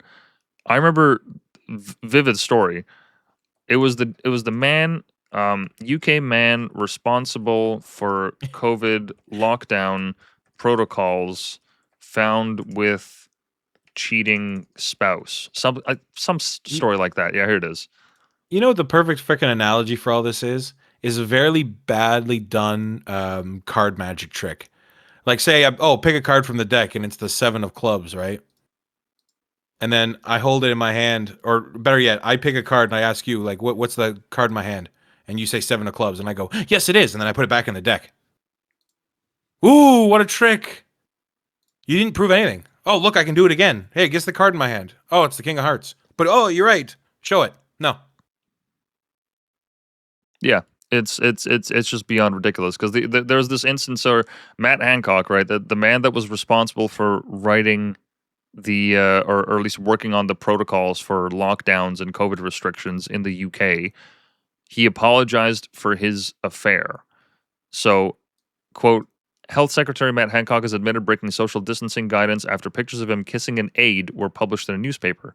He said he had let people down after photos emerged of him with Gina Coladangelo, whom he appointed, and was very sorry. So, if the guy that's in charge of making these mandates, if the guy that's in charge of creating policies that the rest of us have to follow, right, and I understand this is England, this isn't Canada or America, fine, right? But if we're just stepping into the shoes temporarily of a UK citizen, if we're looking at it from their perspective, how does it look if the guy that's in charge of writing the protocols thinks that it's safe enough to go and meet someone like that, to do that, right? To break his And not own just yeah, guidelines that not he's just be writing. with them without a mask, but like make out No, with them. yeah, fully making out with them. Fully making out with them. Social distancing at work is not a legal requirement, but the government recommends that people keep 2 meters apart where possible. I mean, like, why would you just set yourself up for that? What? It was okay for me to make out with her. And see, I'm not even saying all this in defense of the protocols. Like, oh, he should have followed it. 2 meter rule, whatever. Like, I'm not No. even speaking in defense of that. What I'm saying is, if you're gonna tell the rest of us to play by a certain set of rules, and you don't play by those certain set of rules, and you're telling us that if we don't play by the rules that are set on us, then grandma's gonna die, then schools can't reopen, that hospitals are overrun, that it's our fault, and it's the unvaccinated, it's the people that don't follow these restrictions. Well, with all due Take a look in the respect, mirror. yeah, like with all due respect, I'm gonna call bullshit on that, and I'm not gonna trust you ever again. Hmm. Really, like I'm just not. And we saw plenty of this happen in Canada too. This was not limited to the UK. I think the ultimate insane. killer of I think the ultimate killer of trust is hypocrisy. I mean, Oh, that's 100%. the end all and be all. You can't even stand by your own words. Why the fuck should I listen to you? Yeah. Like why should I bother? And this is the reason that this links back to Canada is because these exact same rules, right, regarding social distancing and all the language that was used to cover the pandemic and COVID and all that was being used overseas in the UK as well. So when we heard this language back home, and it's like, oh, even their officials don't believe in it. So do our officials believe in it? Because this was also one of the most, well, pun intended, mask off moments during COVID, where at the beginning the Canadian government said masks actually don't work. Masks don't work, and you should not bother buying masks. The rationale for this was because they didn't want a panic sale of masks, so that the healthcare experts, right, the people in the hospitals, the people that are dealing with the COVID cases, that they wouldn't have access to them. And then they flipped the switch and said, oh, actually, masks do work, and everyone needs to wear them at all times. Otherwise, you're a bigot, racist, sexist, homophobe, and you want grandma to die. It's like, okay, well, it's one or the other. You don't get to just flip-flop. I heard people like trying to justify it. It's like, oh, well, the government wanted to make sure that there was enough masks to go around. Okay, well, So people were allowed to Don't- die in that period then. So you condemned people to die Yeah. in that period. That's what you're admitting to me then. if we're following their logic, right? If you're following your logic, people who died or were infected between these periods died on your order. And we're all just Doesn't okay seem with like that. you're looking out for the public. Yeah, exactly. Yeah, we're all just okay with that. These are the people that have our best interests in mind. Like, yeah, okay, go. You can go fuck yourself. I'm really not all that interested in hearing anything you have to say. Like the mask thing. As soon as I heard about that, I was like, oh, they're like, if they're lying about that at the beginning of the pandemic when nobody knows what's going on, and they're in this kind of touch and go phase of seeing how high the deaths go up and the case counts go up, it's like, okay, what else are they willing to do? Yeah. And in terms Well, of and then it was just a continued flip-flopping ahead. on which masks you should use, right? Because at first it was like, oh, well, whatever is better than nothing. Okay, fair enough. Then it was like cloth masks are better for you than paper masks. And then some news outlet, Marketplace, does a study that says, oh, cloth masks actually contain more of the virus and so on, and have the probability of growing mold and blah, blah, blah. And then the other part was, you remember the masks that had like the vents on it? It had like a plastic vent. I had one of these masks. This was the only material mask I ever bought. And one, it was too small for me. So I was already breaking regulations, but it was on my face. So go fuck yourself. And second of all, it had a inlay filter that went like across my face and then had a small vent. Well, on transportation, like trains and so on, trains, planes, and buses, that vent was actually not allowed. I remember that because my mask had a vent. So I followed the news that was going on with the masks, and all of a sudden they went, oh, the vent's not allowed. Vent's not a good idea. Well, then how come these were allowed to be sold? How come I was allowed to pick one up? It was like a $5 mask at Canadian Tire, if you believe it or not, of all places. I just saw one on my way, and I was like, well, beats having to deal with these stupid paper masks every time I leave the house, so just grab this. And it was too small, and it had a vent, and it wasn't popular regulation, and yet whenever I walked around anywhere, nobody questioned it. Nobody questioned it because it wasn't as serious as we all thought it was. Because if it Yep. was, we would all be wearing N95s and a fucking story. We Yep. would all be taught publicly how to properly adjust the mask to your face type, to your nose Yep. shape. Like, Yeah, we would have had factories built overnight so that we didn't have to rely on China in order to build these masks. We would have started entire industries, right? Like once again, like as we're talking about this, the whole thread that combines this is that if COVID was actually as serious as they said it was, right? This is not at all the way that they would have acted. And you don't have to be a specialist in pandemics. You just with common sense, you can come to this conclusion. If it was actually as serious as they said, they would have had public, what is it? PSAs, like public service announcements. Yeah. They would have public campaigns. They would have done this in schools. They would have had seminars. They would have, done all these like different courses. They would have had webinars. They would have had live streams on nonstop 24/7 telling people this is how you take care of yourself. This is how you do this. This is how you do that. But it clearly wasn't all that serious. It clearly wasn't all that serious. We saw all these stories about these nurses and all these the hospitals getting overfilled, and then next thing you know, you go on TikTok and you see them fucking dancing. I mean, you even told me how somebody that you know close to you personally. I don't want to dox, so I don't want to reveal any too many details. But you basically said from their experience working in the wing of the hospital where they're dealing with this in one of the major hospitals in your city. Right, even they were like, "Hey, we're not dealing with shit. There's like nothing happening." Mm-hmm. And Yeah. if that's happening in one of the major hospitals of that city, I mean, with all due respect, like that just leads me to believe, oh, okay, so this is not. It's actually not that big of a problem. That's not to say that hospitals weren't overfilled or that ER times weren't long. They absolutely were. No, but definitely later on in the pandemic, like the rhetoric changed to inflate the issue more than anything. Like I remember sitting there with my family member who's in the system and watching the daily numbers as we were discussing earlier in the podcast, and number would pop up and go, "Oh, we're now up by 20,000 from yesterday, up to 180,000." Mm-hmm. And my family member would be like, "What? Where? Where are these people?" Because my floor is on lockdown now, like COVID lockdown. Yet there's one individual that's showing some signs of a possible outbreak when it could be the flu, because it kind of manifests itself in the same way, especially in the older population. And yet nothing else is going on. So yeah, when I'm sitting at home looking at that, and then I'm looking at the news on the other side, which one am I supposed to believe here? The boots on the ground or Magic Man on TV?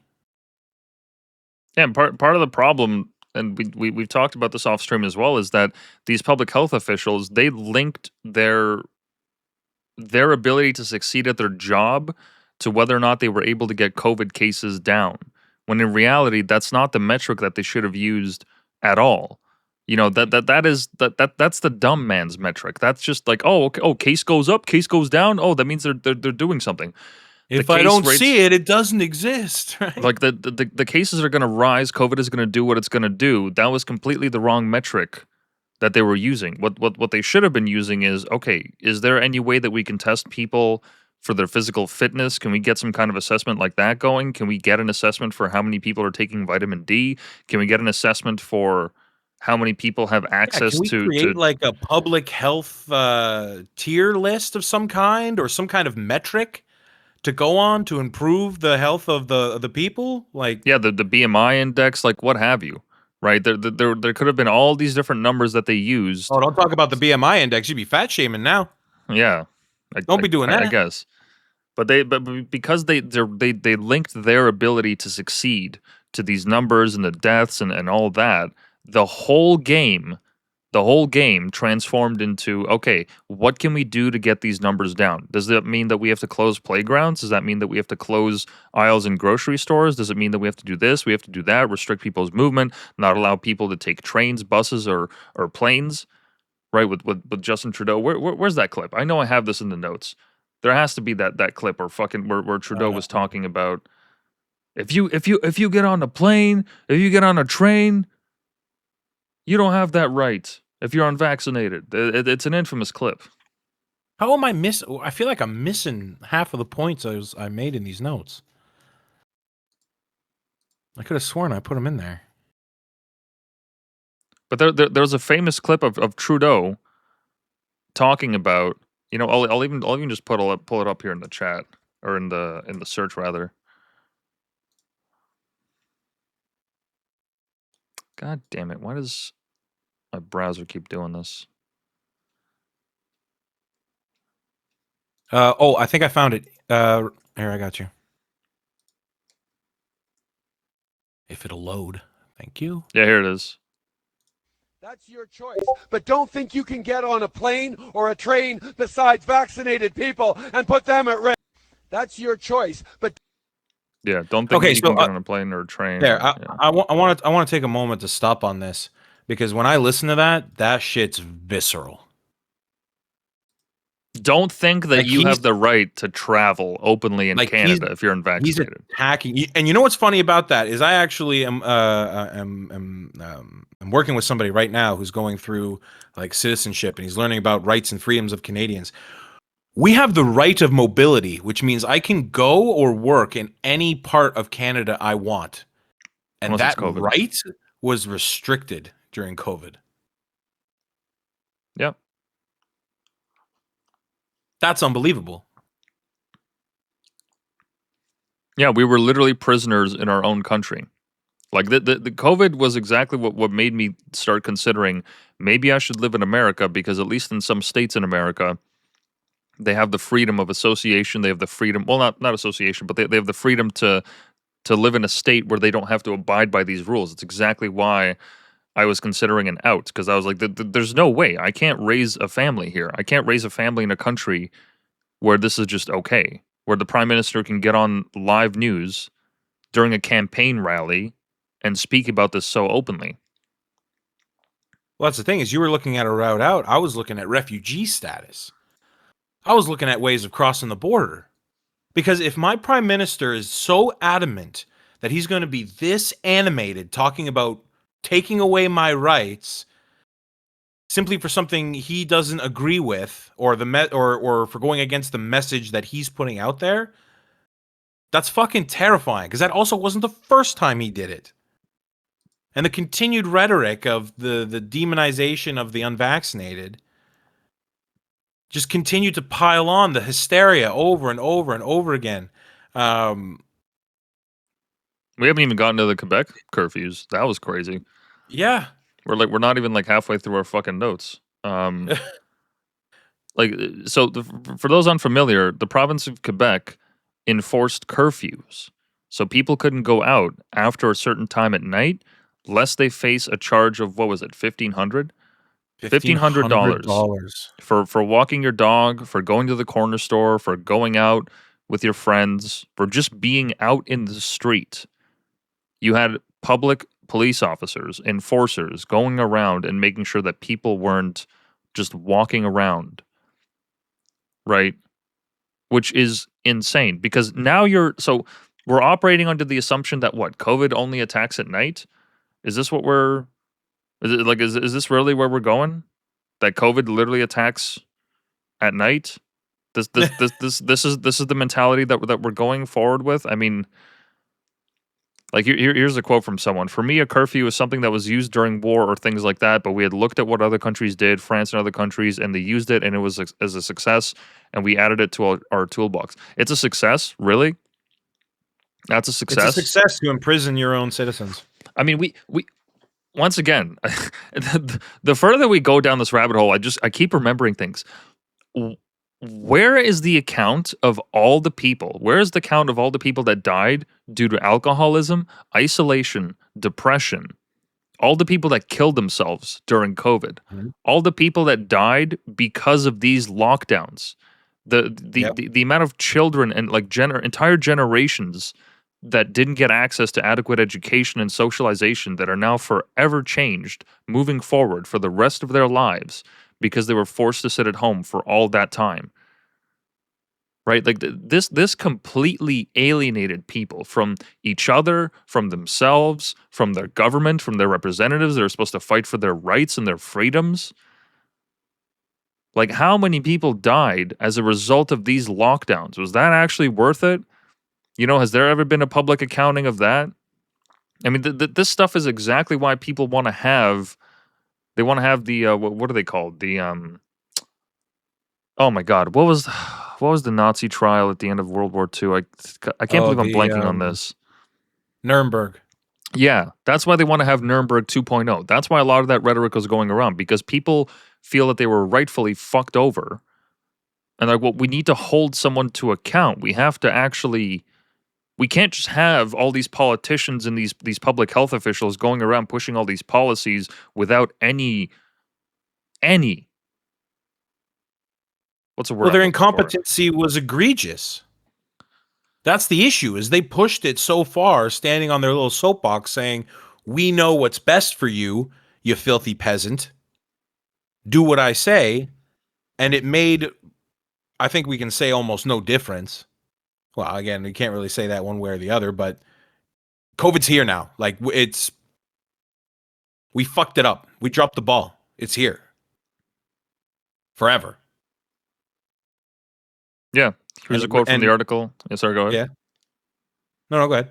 A quote from the article, it says, the first time around the curfew, which forced Quebecers to stay indoors from 8 p.m. to 5 a.m., was initially supposed to be 4 weeks. It ended up remaining in place for nearly 5 months, from January 9th, 2021 until May 28th, 2021. The second curfew ran from New Year's Eve 2021 until January 17th, 2022. Breaking the curfew resulted in fines between $1,000 to $6,000. Arruda said in both cases, and Arruda, I believe, is the what is his position? I like how in that article it asked, is it worth it? Was it worth it, right above your cursor?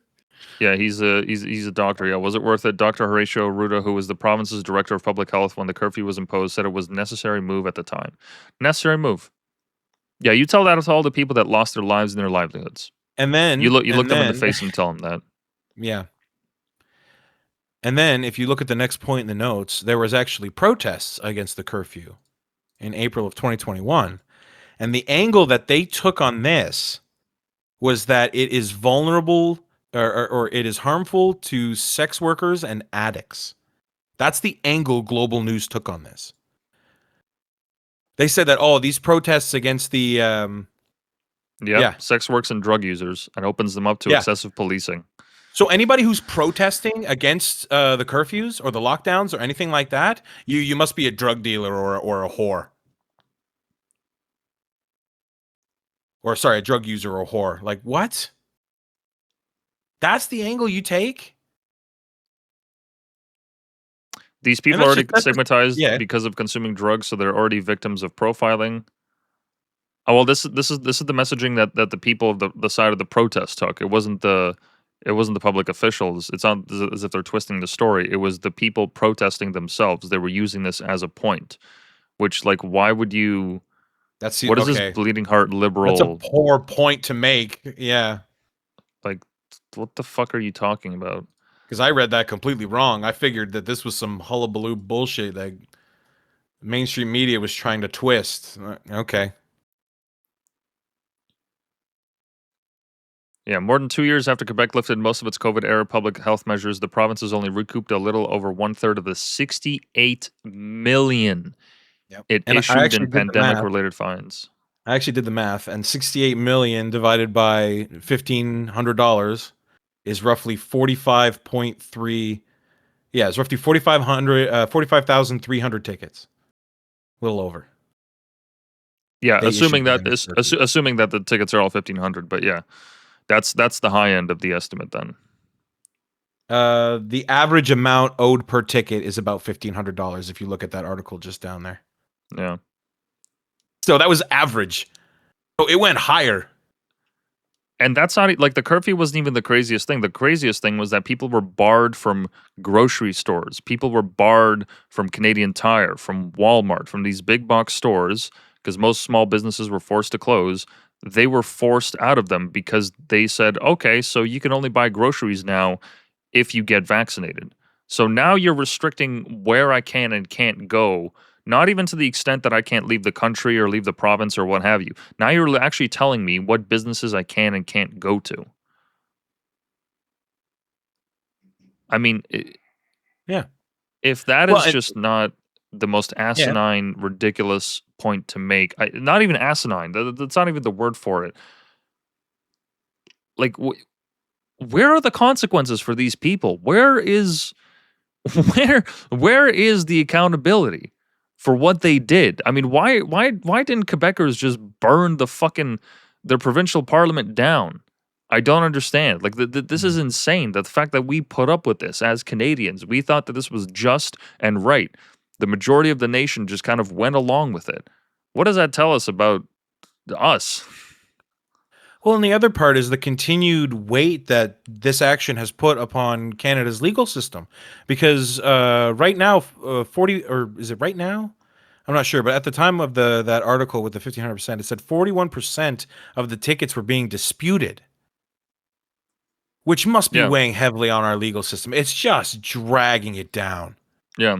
as if it's already not behind enough. Like. Yeah, Kathy Chouinard, a spokesperson for the Quebec Justice Department, says 17% of offenders pleaded guilty or paid their fines without entering a plea. Another 41% simply ignored the tickets and are liable to be ordered to pay by default. And 42% pleaded not guilty, with some of those cases still winding their way through the legal system.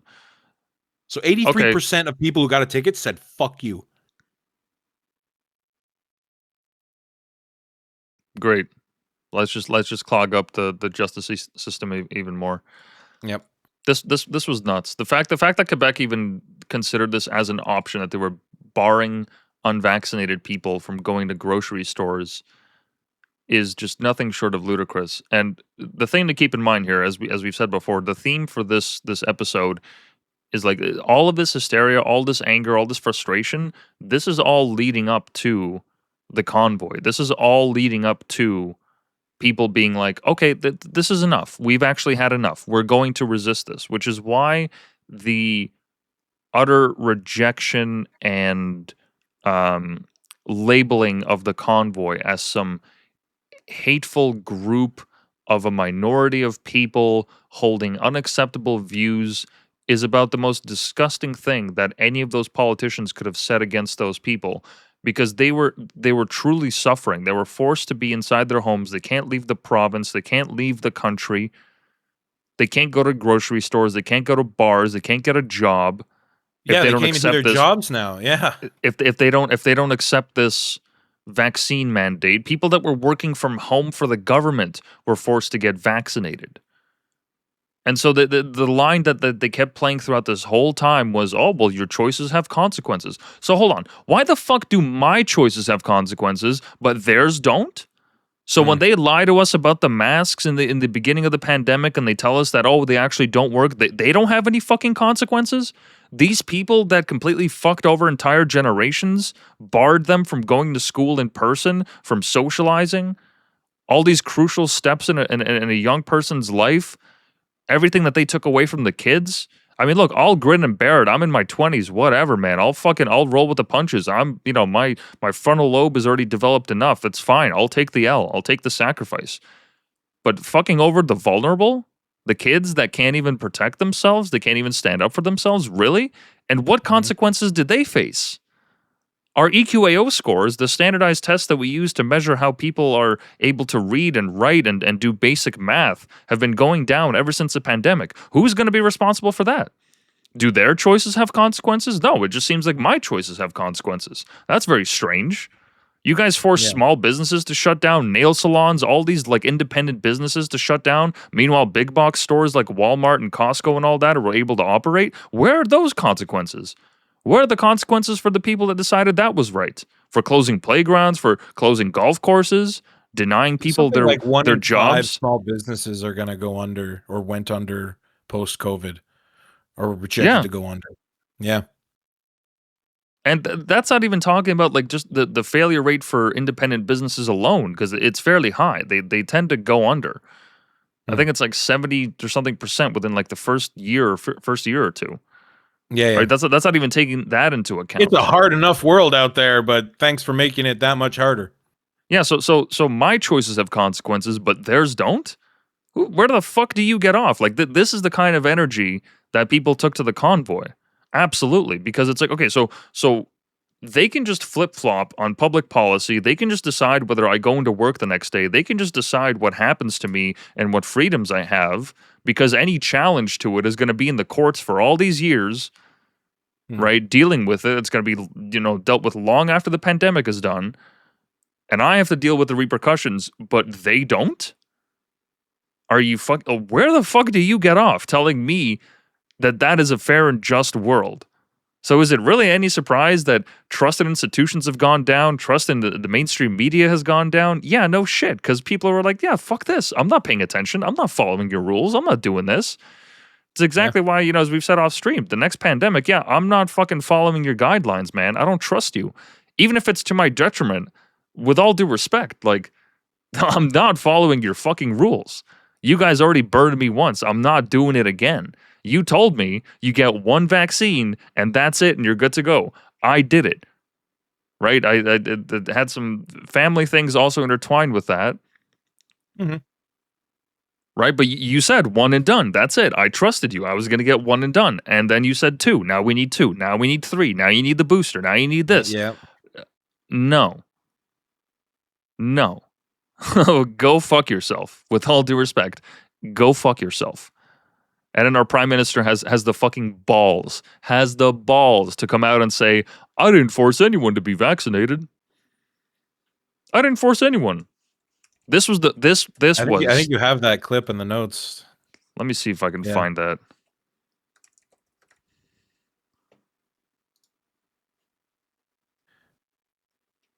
I can't find it in notes, but let me. It's definitely on. Okay, perfect. This fucking put me over the edge when I heard this shit. Get back to the things you like to do unless you do your part for the community and get vaccinated. If you don't want to get vaccinated, that's your choice. But don't think you can get on a plane or a train besides vaccinated people and put them at risk. If anyone who doesn't have a legitimate medical reason for not getting fully vaccinated chooses to not get vaccinated, there will be consequences. You will not be able to travel on a plane or a train in Canada if you are not fully vaccinated. But you can take a bus. You can take a bus, no problem. Just not a plane or a train, but you can take a bus. Because that's apparently different. Sitting on a bus and a train, 2 very different things, James. 2 very different things. You don't get back to the things you like to do. And again, they moved the goalposts again because who is the vaccine protecting? So me getting the vaccine protects you because that's what he just said. He just said, you're not going to get on a train or a plane with a bunch of unvaccinated people and put them at risk. But they're vaccinated. The definition of a vaccine is to protect the self from the virus. Why would I get a vaccine to protect your ass? Yeah, with all due respect, if I want to not take the vaccine and die of the virus, well, I have every right to do that. Yeah. Just like I have every right to smoke my fucking lungs out, and then when I get cancer, to go to the hospital and get treatment. Into oblivion. Yeah, and then I get to go in for treatment. This is the social contract we all abide by. But apparently, COVID just broke containment and completely just flipped that up. But let's just keep listening to this because I think it eventually. Could you gets imagine if they said the same thing about cigarettes? If you smoke, you're not allowed anywhere. If you smoke and you get cancer, fuck you. Like, I just remembered the friggin' nurses going off on the internet about like not wanting to treat unvaccinated friggin' patients.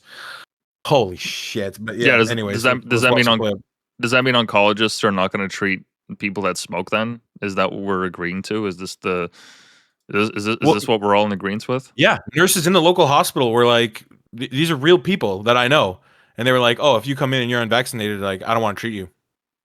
There was a video Oh, I don't know if I have that video here, but it was basically like, no, I was getting friggin' riled up when I was watching this. But it was a nurse that was saying, oh, you're giving them treatment for COVID? Well, just give them saline instead. Or better yet, give them this paralytic. Oh, no, they were talking about ice agents. That's different. Yeah. It was different, but it was the same. But it's the same rhetoric. It's the same thing as a energy, nurse yeah. saying, "Oh, I will not treat you because of your political views." That is not your fucking job. That is not your fucking job. You are to treat me no matter who the fuck I am. You treat homicidal psychopaths that are brought in by police. You have to treat them. But now because I have a different political view than you, or I stand on the other side of the aisle, or I simply disagree with you on something that's happening right now, you're condemning me to death in hospital at your own hands, or not at your own hands, but encouraging my death in hospital or lack of treatment. That's disgusting. Yep. But anyways, we can finish that clip. I didn't realize it wasn't over. Yeah, no, there's more. Public servants need to be fully vaccinated. Mandates are the way to avoid further restrictions. While not forcing anyone to get vaccinated. Not forcing anyone. We're not a country that makes vaccination mandatory. Lies, lies, and more lies, and lies on top of. You don't get back to the. Yeah. My entire family was forced to be vaccinated. My entire family was forced to be vaccinated. We don't force vaccinations. Yeah, you do, with threat of job losing loss. your livelihood, losing your livelihood, yeah, losing your entire you're livelihood. on the street. Yep. So you're in a career for 30 plus years, and now all of a sudden, what? You're going to go work at Burger King? Oh, no, wait. Was Burger King an essential service? Were they even open? Like, what? Didn't force people. Bullshit. They're still trying to force me. Yeah. Like, you want this job? You want this job? You want this position? Get vaccinated. I'm gonna fuck you. There's still there's still jobs out there, as you pointed out to me off stream, that require this vaccination. And I mean, the gall that this man has to stand in front of the world stage. I remember this was at U Ottawa, and he was talking about how they didn't force anyone, because the rationale was, from what I remember, that, well, look, it's not that we're forcing you. It's not like that we're having cops come to your house and hold you down while we vaccinate you. Like, that's the definition of force that they're using. It's more so like we're making it so that your quote unquote your choices have consequences. If you don't want to get vaccinated, well, therefore these are the choices that are listed out to you. Well, with all due respect, it's never been done with anything else in the world. Number one. Like, if we want to go back, I keep bringing this point up. Sorry, I want you to hold your thought, because you're on a fucking roll there. But I'm just going to diverge real quick to the fact that we've had nurses that have been completely unvaccinated for years. We have been treated by nurses who haven't had a single vaccine touch their body. Not measles, not rubella, not fucking shingles, nothing. And that was never a problem until COVID. Anyways, I'll let you continue. Yeah, the rationale that they use was that your choices have consequences, and that getting the vaccine was a choice. Well, it's not much of a choice if you're taking away everything from me completely and utterly. I mean, literally everything. You're taking my ability to move freely. You're taking away my freedom to go into a store, any store I like, which up until COVID, I had that choice.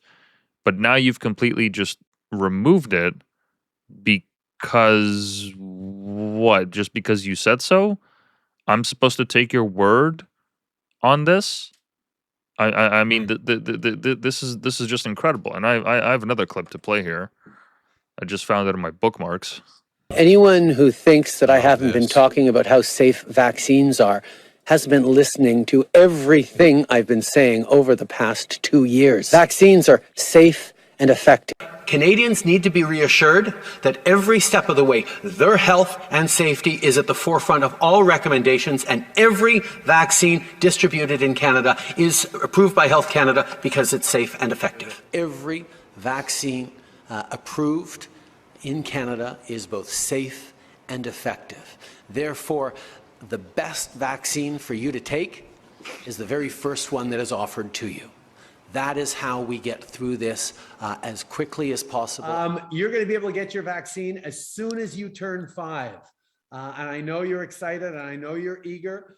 In some places across the country, you can even start making your appointment now for shortly after your birth. I promised my kids treats after they got their vaccines. You are going to have to wear a mask still sometimes, but the masks are going to work much better when more and more people are vaccinated. So it's all What kind of magical keeping shit is ourselves that? safe. Getting that shot The masks are work really better. was an amazing feeling. It hits you. It hits you. Yeah, it hits you like a 3-ton fucking truck, because every single person I've known to get the vaccine, for at least 3 to 5 days on average afterwards, they feel like shit. Oh yeah, I personally knew young kids who were debilitated afterwards, just exhausted and completely just lost their energy as a result of it. And here's an image of those aisles that were closing. I'm just going through my bookmarks here because there's Yeah, quite a bit of stuff. Wow, look at that section closed. They closed down the fucking greeting card sections because they weren't deemed essential. So I guess I just can't. But again, this goes back to the transmission issue, right? Because it's like, why is this closed off?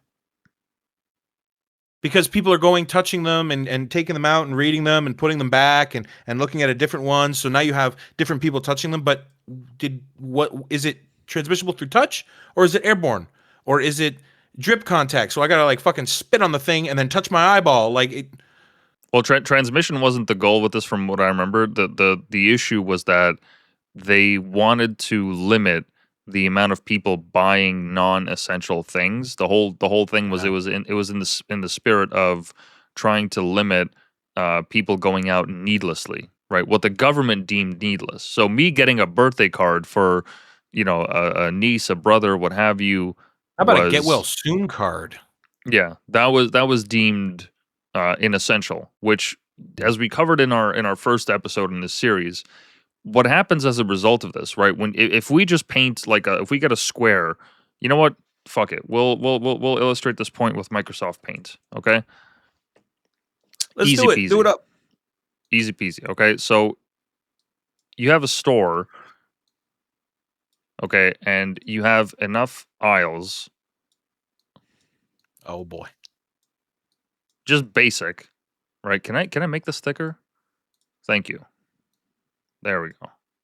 I just use the line tool. God damn. Whatever, man. Fuck you. I'm not an expert in Microsoft Paint. How do you not know? What? If you have all right. You don't have to. Okay. Got to make it perfect for this fucking guy.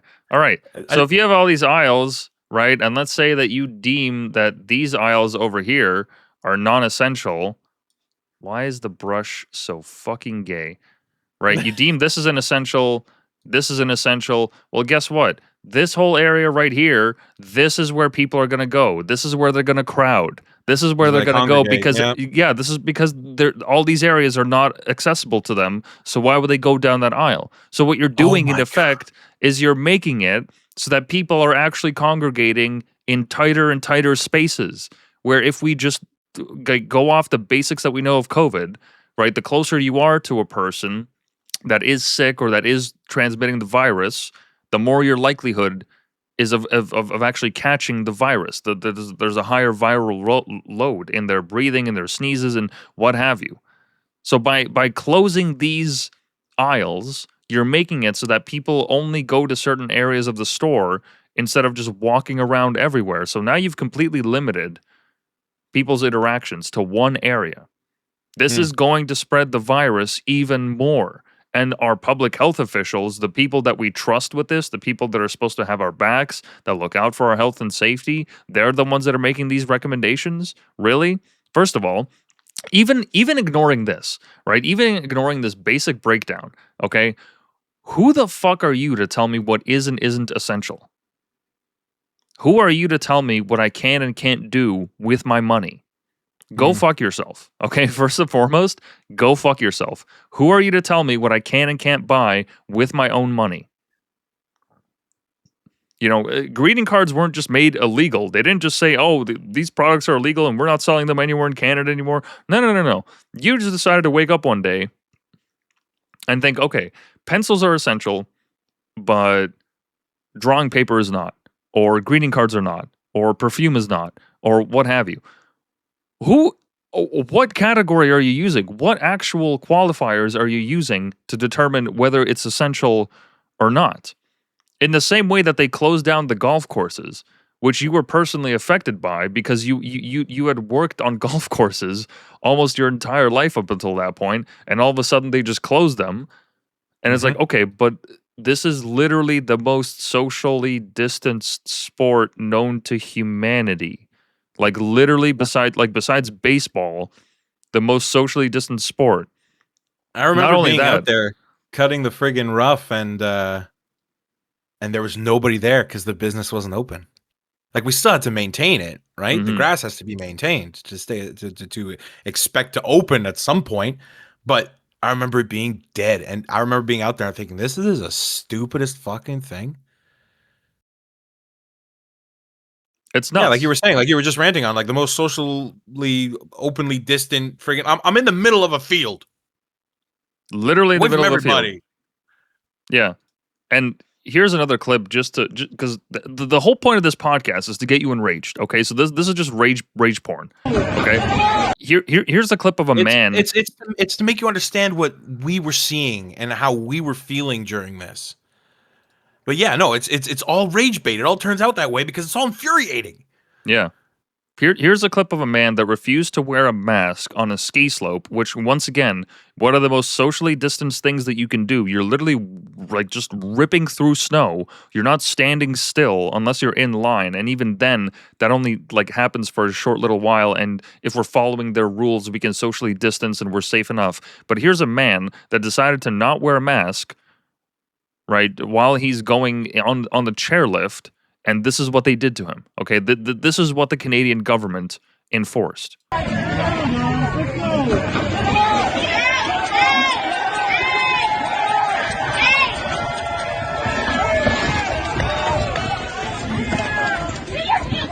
Don't touch me. Don't touch me. You're under arrest.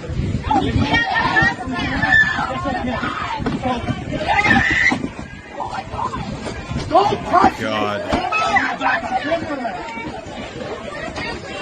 Don't touch me.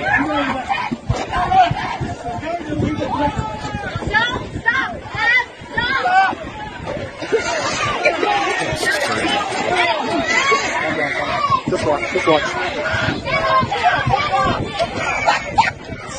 Just watch. Just watch. Just watch. No, see, don't just watch. Get in there. Get involved. This is unacceptable. It's actually this went to a whole level of entertainment, though, right? This went For not wearing a mask. For not wearing a mask while you're outside in the winter. This is what they did to you. This is what they did to you. And you know what? I have an even better fucking rage bait thing here. This is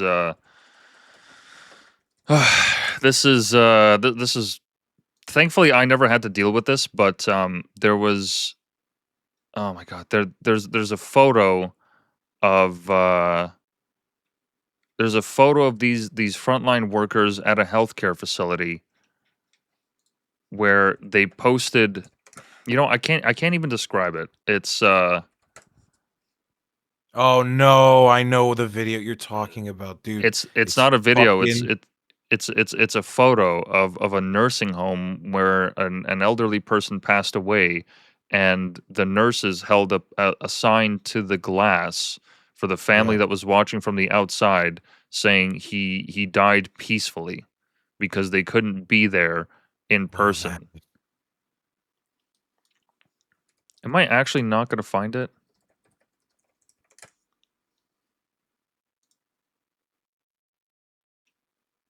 No, because I reposted it some time ago, but there was oh my god, why does it keep Hold on. I'm sure Google Images would have it. I got to find this because this was absolutely just rage bait.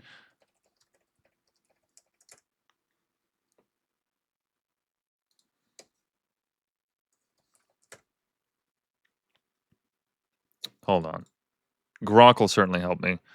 Photo of nurses during COVID holding up sign saying they died peacefully.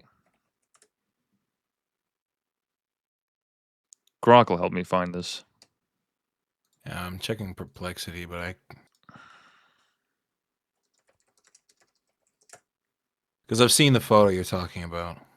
But there's also a compilation. Like as soon as you put "Never Forget COVID," I remember I've seen a compilation of like Yeah, here it is. grandparents. There it is.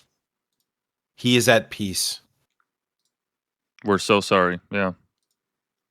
Yeah, they're dying moments.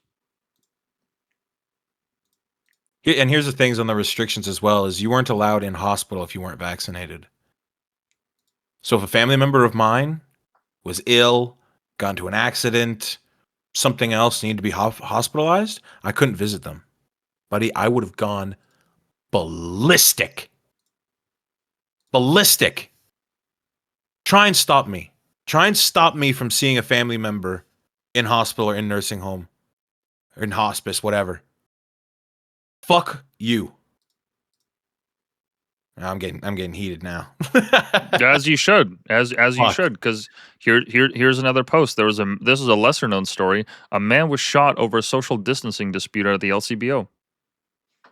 They got into an altercation, and then when they came out of the parking lot, the guy shot him because he wouldn't socially distance. And I faced this personally. I remember I mentioned this on the other episode previously, where I'd walked up to a mall. I was about to enter it, and an elderly man, must have been in his 60s or 70s, turned around and started going off on me, just yelling at my face, being like, "Back the fuck up! What are you doing?"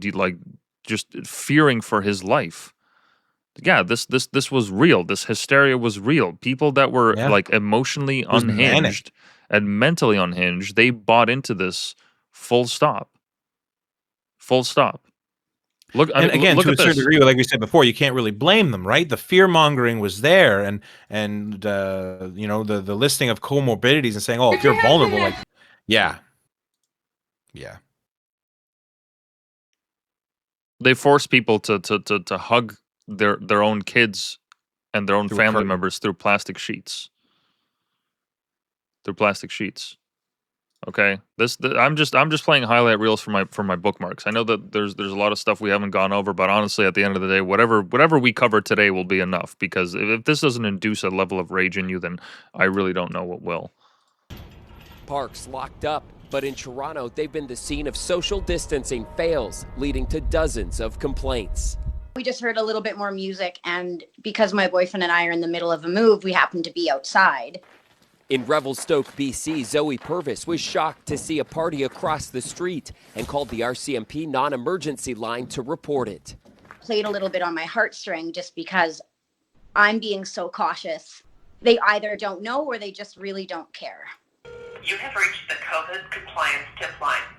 Some jurisdictions ask you to report by phone. In others, like Newfoundland and Alberta, it's an online report. Do not. Yeah, COVID people were compliance. They were literally snitching on their neighbors. And here, No, I don't. This is And her reasoning for that is sound. Her reasoning says, "But I'm doing everything right. I'm doing everything I'm told. Yeah, I The government sacrifice says and this they're is not. what keeps me safe. I'm sacrificing, and it's unjust that I'm sacrificing and they're not." And you know what? She's right. She's right in that line of thinking. But the problem is that all this is bullshit. Yeah, they just That's they went along not with it. even the hero complex I would have been talking about before, that I've mentioned 100 times, of being like, "Oh, I'm just and correct, and you must follow the rules." This is more of like a mild version of that, because she actually has a train of thought I can follow. Yep. And this is yet another example of that COVID ridiculousness. You have a mask? No, I don't. I can give you one. You can give me one? I can give you one. Why do I need you to wear a mask. So you can hand me a mask, I can hand you one, yeah. but you can't hand me the drink without a mask? You've got to wear a mask. How does that make any sense? That's what I just need you to wear a mask. Do you mind? Well, if you can hand me a mask, why can't you just hand me the drink? I can hand you the mask. This conversation would have been So over. he can the hand- interaction over No. leagues ago. So he can hand her the mask, but he can't hand her the drink. Yep. People snitching on their neighbors. This kind of shit going on. Like That's actually crazy. I've never seen that clip. That's nuts. We've completely moved on from COVID. Nobody's talking about it. Nobody's even touching on it. Like this is what's bubbling under the surface. This is why all of this is so important. Why we're doing this series in the first place. The convoy was just a release valve on it, but that anger, that resentment, it holds. People died. People lost family over this. They lost friends. They lost jobs. Years of investment lost completely. The largest transfer of wealth in human history happened during COVID. Okay, the after effects of which are going to be felt by generations to come. I mean, one day I wouldn't be surprised if I have the good grace to live into my 90s, and I hear the young kids saying, "My God, how did you tolerate this? How did you in any way think that this was a normal way to live?" I wouldn't be surprised if that was the case, because if we don't have a national reckoning over this, if we don't have a moment where people can have an open conversation about some of the crazy shit that happened and hold these people to account, this anger, this resentment, it's just going to keep building up and building up and building up, and eventually some crazy shit's going to happen. And I really don't want it to come to that point. I don't want people to be out in the streets or going to politicians' homes or inflicting violence upon other people. I don't want any of that. I want a calm and peaceful resolution to this. I want to see some people face some jail time. I want to see people get exactly what they deserve. I want to see justice. Yeah. I want to see justice for doing shit like this, for pushing shit like this.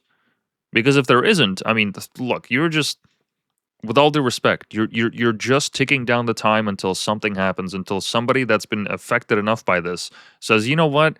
Fine. You guys don't want to play by the rules. I'm going to get militant. I'm going to get violent. I'm going to do something. Yeah. And is that really the resolution that we all want? Is that what we believe is the best way forward in a high trust society, in the kind of society that we want to live in? Is that really the way that we solve our problems?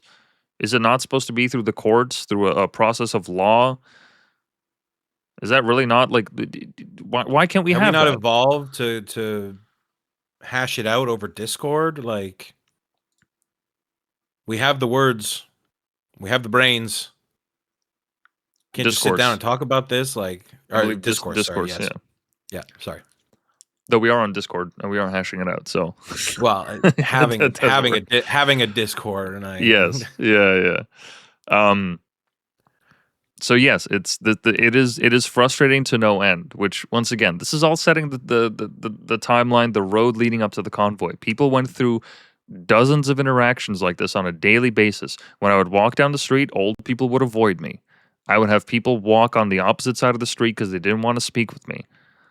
You know, whenever you spoke in any way opposing the government's restrictions, you had to do it in a hushed tone, lest someone else was listening behind you, lest you were going to make enemies at your workplace or among your friend group or what have you. Right? This kind of weird atmosphere of not just social compliance, but self-policing. I mean, I've never really seen it get to that level in my lifetime except COVID. COVID was really the peak of that, where people were like, they were drawing parallels with Nazi Germany, but it was more so in the way that, I mean, it's obviously not a one-to-one comparison. That's not at all what I'm trying to say. But yeah. In a similar vein of, I have a certain code of conduct that I have to abide by when I'm out in public. I have to say certain things. I have to believe in certain things. I have to comply with certain things. Otherwise, then I get othered. I have my assets seized. I can't travel out of the country. I can't do this. I can't do that if I don't just follow the rules. I mean, if there was ever a time for a quote unquote revolution, that was it. Right? That's exactly why the convoy happened. People got so fed up with just sitting on their asses and waiting for something to happen. They were like, no. We're going to take it upon ourselves and we're going to do it. Yeah. Yeah, and they said, we're going to cross the entire country to get over there. You know, and in the way we did it as well, it's like, we're not going to burn a single car. We're not going to break any windows. We're not going to set anything on fire. We're not going to destroy businesses. We're just going to run up there. The worst things that happened, billions in trade got seized, or not seized, but they were stopped at the border crossings at certain bridges. You had one incident where weapons were found in a car, but those guys that were actually found, I looked it up. I looked up the stats and what happened with the trial. They got charged for mischief and for having weapons on them. But like no actual plot to do anything. They didn't actually have a plan. There was no evidence of that whatsoever. The mischief charge was the general charge they gave anybody that they arrested with the convoy. Yeah. I mean, that's what they got Tamara Litch and what was his name? Something King. Pat King, I believe. Yeah. That's what they got them on. Longest. Inciting mischief. Yeah, it was the longest which mischief wasn't trial. a rule before. Yeah, it was the longest mischief trial in Canadian history. Literally, like the longest trial. And as yet another clip to show evidence of this craziness, here's an incident where a woman, and this was like on the news, they weren't trying to hide it. She came out and she said, I got Bell's palsy from the vaccine, but people should still get vaccinated. Oh my God, these people. Wanted to talk about it responsibly. I don't want to discourage people from getting vaccines. And strangely, I don't really want to discourage them from getting this one. Jennifer Gibson says she got the COVID vaccine because she wanted to see life in Canada get back to normal. But the Toronto woman wasn't prepared for what she saw when she looked in the mirror 2 weeks after getting her AstraZeneca shot. In the morning, I was just looking and I thought, gosh, something is weird with my face. And I thought, whatever, I slept funny, no big deal.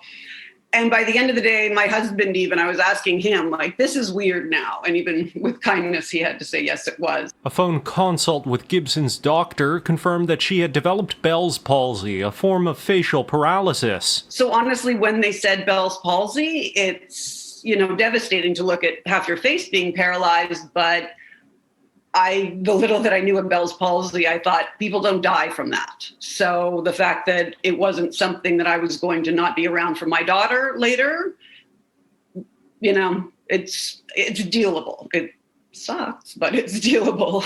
Gibson is sharing her experience on Instagram to show people what vaccine side effects could potentially be like. And I did look it up before starting the episode, and so Bell's palsy is not a fatal condition. It's an extremely minute amount of people that actually get it. So they do recover from it, but nonetheless, that's crazy. That's crazy that this story just went viral and people still were like, "Oh yeah, fuck it, give it to me." Yeah, just fucking give it to me. But then Katy Perry, Justin Bieber. Who was the other name? George Clooney.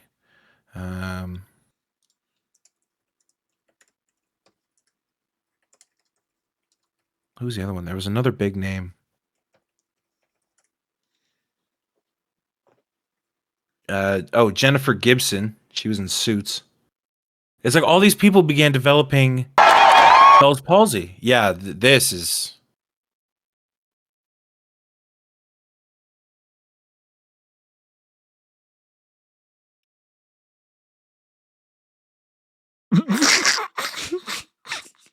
Have you seen that the brought to you by Pfizer video?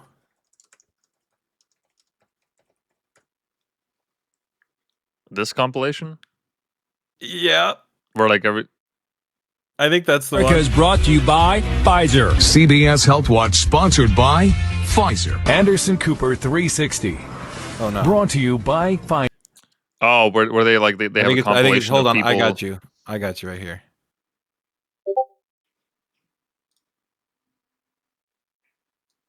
Oh yeah.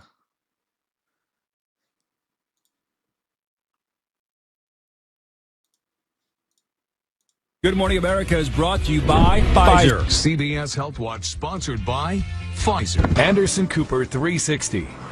Brought to you by Pfizer. ABC News Nightline. Brought to you by Pfizer. For those listening and not watching the video, this is a compilation of brought to you by Pfizer clips with people just straight up passing out, politicians, news people, what have you, just straight up just clonking on the Making a ground. difference. Brought to you by Pfizer. CNN Tonight. Brought to you by Pfizer. Early Start. Brought to you by Pfizer. Friday. Okay, that clip right there, that one is infamous because this comedian right here, she was literally like, she was making fun of like COVID or the vaccine or something other. And immediately as And that God. happened, He was making fun of God. yeah, she's making fun of God and she fucking got smitten, smoted. But here's whatever the thing: word is we're smoten. We're watching these, and upon looking at the video and sending it to you, I was like, "Oh, this is going to be funny." And halfway through watching that clip just now, I was like, "This isn't fucking funny." I mean, it's kind of funny. But it's not. It's not. These people are dropping like flies. If we're actually, we have athletes. We have athletes dying midfield. We have friggin' all these whatever newscasts, comedians, whoever else, just dropping to the ground. You have the development of Bell's palsy and myocarditis, and yet everybody's like, "No, hold on. What was that clip we saw Trudeau say? Oh, 100% safe and effective." Yep. 100% safe. 100% safe. My ass, man. This is basic pattern recognition. Basic pattern recognition. All of a sudden, these things are happening. They weren't happening before. Why do you think that is? What changed between now and then? Yeah, You think what COVID novel? caused this? What novel new medical intervention came about that people were taking, just Imagine en we all masse? got subdermal implants in our heads, cyberpunk 2036 style or whatever the fucking year is. And all of a sudden, people's, people all of a sudden became paralyzed from waist down. Just all of a sudden, it would just happen. Unrelated. Unrelated, completely unrelated. No, it's 100% safe. It's fine. I don't mean to brag. I don't care, but I want you to know, double vaxxed, booster, flu shot, and I'm going to be honest, I have the shingle shot too. And I still get my period. What? Yes. Yeah, mix up that cocktail of drugs. Traveled, went to Mexico twice, did shows, meet and greets, never got COVID. Clearly, Jesus loves me the most. Seriously. I'm out of breath. So nice. So nice. And she's gone. People thought it was part of her routine. Nobody comes to help her. No, she ate shit.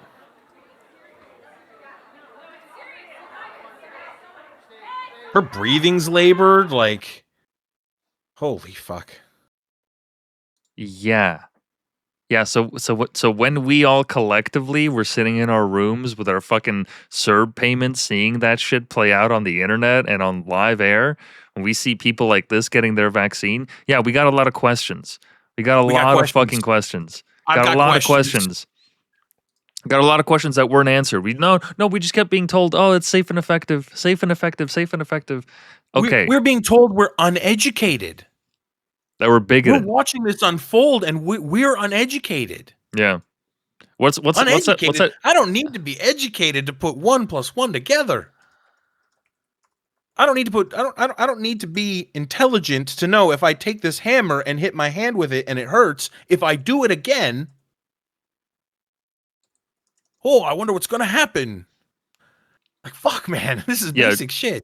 Jimmy Dore put it best. This is by all one of my all-time favorite clips. People tried to get informed about that. Other people shamed them. They would say, please tell me you're not going to do your own research.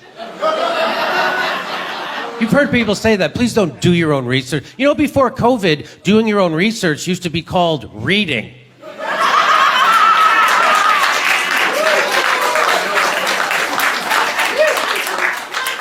Now you're shaming me for reading? At the behest of Big Pharma? It's like I woke up in the middle of a Bill Hicks bit. Well, looks like we got ourselves a reader.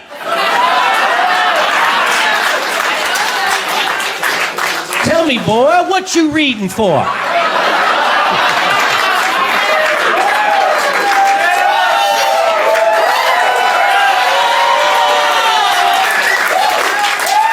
Don't you know everything that needs to be readed's already been readed by a smart person?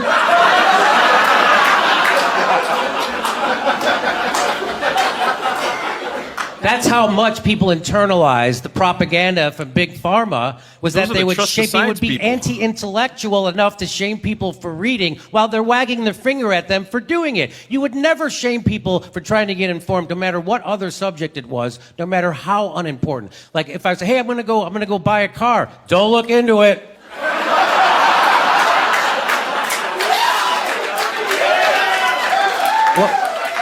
Well, how will I know which car to get? Ask the salesman. He's the expert. What are you, Henry Ford? Yeah. The strangest part, or one of the strangest things about this anti-intellectualism that happened, is that it came from the left for the majority of it. It came from people that used to be anti-pharma all those years ago, right? Anti-big corp, anti-capitalism, which like they still are, obviously anti-capitalist, but these are the same people that were like, hey, we shouldn't trust big pharma because they don't have our best intentions in mind. They don't have our health in mind. They actually don't care about us. They care about their dollar bills. That's all they care about, is their share price going up.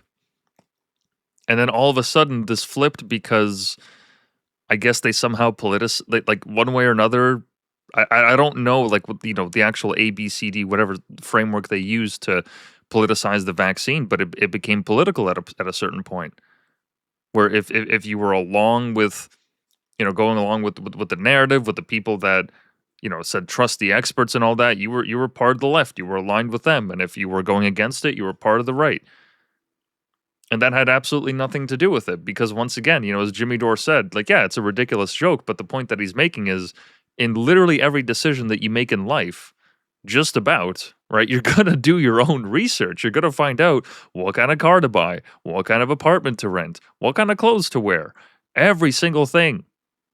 Everything that you touch, everything that you buy, at some point or another, you're going to do some basic research and find out. It's very rare that you're just kind of blindly going along with it and buying something. And so people were demonized over having some fucking questions. Like, we're supposed to trust the people who have an inherent, like, they are incentivized to tell us that if you do A, B, C, or D, we're going to get case numbers down, and they get to keep their jobs. They get to keep their pensions. They get to keep their connections. They get to be a part of the government that is, quote unquote, saving your city, your province, your state, your country. Right? They get all of those accolades. They get to move up in higher office, and we're supposed to pretend that that's not a conflict of interest? We're supposed to pretend that these people are objectively telling us the truth? Really? After all these lies that we've shown in this entire episode, like, this is what are... I understand that we're kind of speedrunning this and we're condensing all of this, everything that happened over the years, but with all due respect, I ain't buying it. Like, I'm not.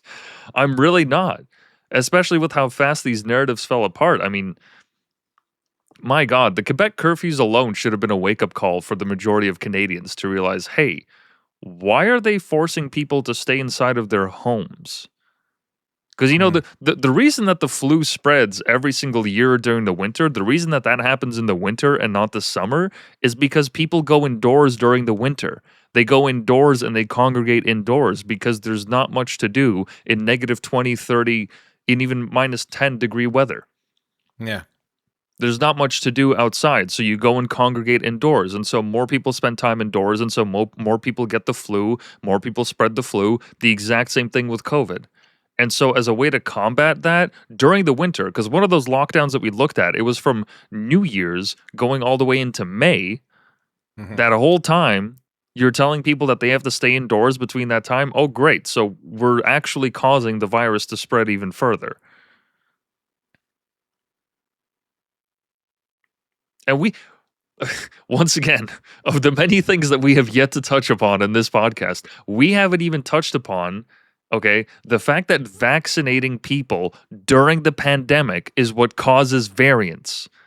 I was just going to mention that too, yeah. We haven't even touched upon that. And that is like one of the more glaring issues. You never vaccinate during a pandemic because what happens is, right, just for those who don't know, just a basic breakdown of how viruses work. Viruses will do everything in their power, as is their biological imperative, to spread. That is their whole objective, is to get as many hosts infected with their viral load. That is their entire objective. That is how they survive. That is their evolutionary mechanism.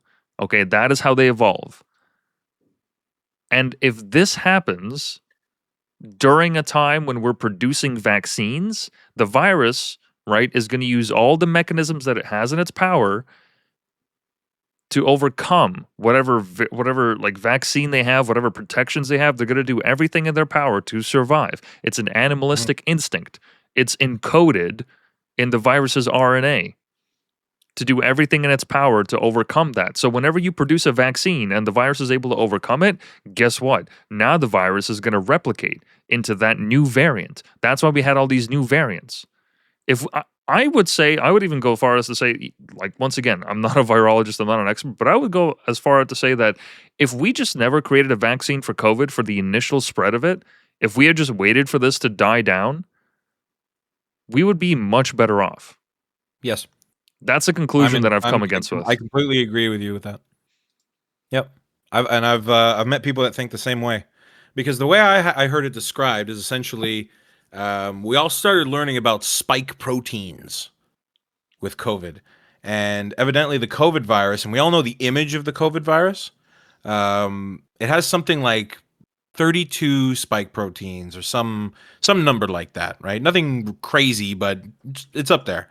And the vaccine basically protects you from, or it hones in on one specific protein, spike protein, that allows it to infect the host, right? Well, here's the thing. You've targeted one, and like you were just explaining very thoroughly, it's just going to move on and try something different. You targeted one spike protein. You didn't target the entire virus. They targeted one spike protein. I was like, okay, well then what about the other 31? What about the continued development? That's exactly what happened. That's how we created all these new variants. That's how we had Beta, Delta, Omicron, all these fucking things. Mm-hmm. You know, what was the B1 something variant, like, coming to the end of the pandemic? That's exactly how that happens. If we had let it go through, and this is the harsh reality of the situation. Once it was out, it's out. That's it. Whoever's going to die is going to die. It sounds cold, but well, no, but they did accept it. Stop a super bug. What do you want from me? They did accept this narrative. They accepted the nerve when it came to Omicron. When Omicron came about, they said, "Oh, well, this is just going to go run rampant through communities. There's nothing that we can do about it." Right? Once the virus became less lethal, they're like, "Oh, well, there's nothing we can do. Omicron is just going to go through all these communities." Yeah, which is what viruses do. Because that's the thing. That's exactly my point with the beginning. Is the original alpha strain, if it had killed off whoever it was going to kill off, that's the end of COVID. COVID was a kind of a stupid virus in the beginning. All it did was kill the host. For a virus to cultivate, it needs a host to spread to other hosts. Without the hosts, you're dead as a virus, and it would have ended. But instead, we attacked the virus on a very minute scale, from my understanding. Again, I'm not a biologist either. And all we did was force it to change and adapt. And there you go. Like you just mentioned, now it's less deadly, which would have been the smart thing to do from the get-go for a virus to survive. And we showed it the way. We showed it how to continue to evolve to avoid our vaccines. We gave it an out. Yeah. We made the roadmap, Yeah. and we Yeah. patted ourselves on the back for it. Yeah, because I once had a again, link in the notes that went to some friggin' doctor, and I can't find it. That specifically says like the vaccine created the variants. The vaccinated are the petri dishes of the variants. and we had this. We came to this conclusion at one point. I remember during COVID, we were thinking about it on one of our calls, and we're like, wait, but there's if the whole point of the virus is to survive, and it's going to do everything it can to surpass the protection of the vaccine, then the vaccinated are actually at fault. They're actually the ones. Like, if we're not placing blame, I'm just saying that if we're looking at how the virus evolves, right? The fact that it can learn how to surpass the vaccine, how to go beyond its protections, that is actually what's giving it an evolutionary advantage. That is actually what's allowing it to evolve. But because, once again, the incentive structure of all these public health officials, right, many of which looked like fucking orcs from Gondor, okay, with all due respect, let me see if I can find that one image. Here's the thing, ladies and gentlemen. Do not trust your gym instructor if he's fat as fuck. It's kind of the way to go about this. Where's that one?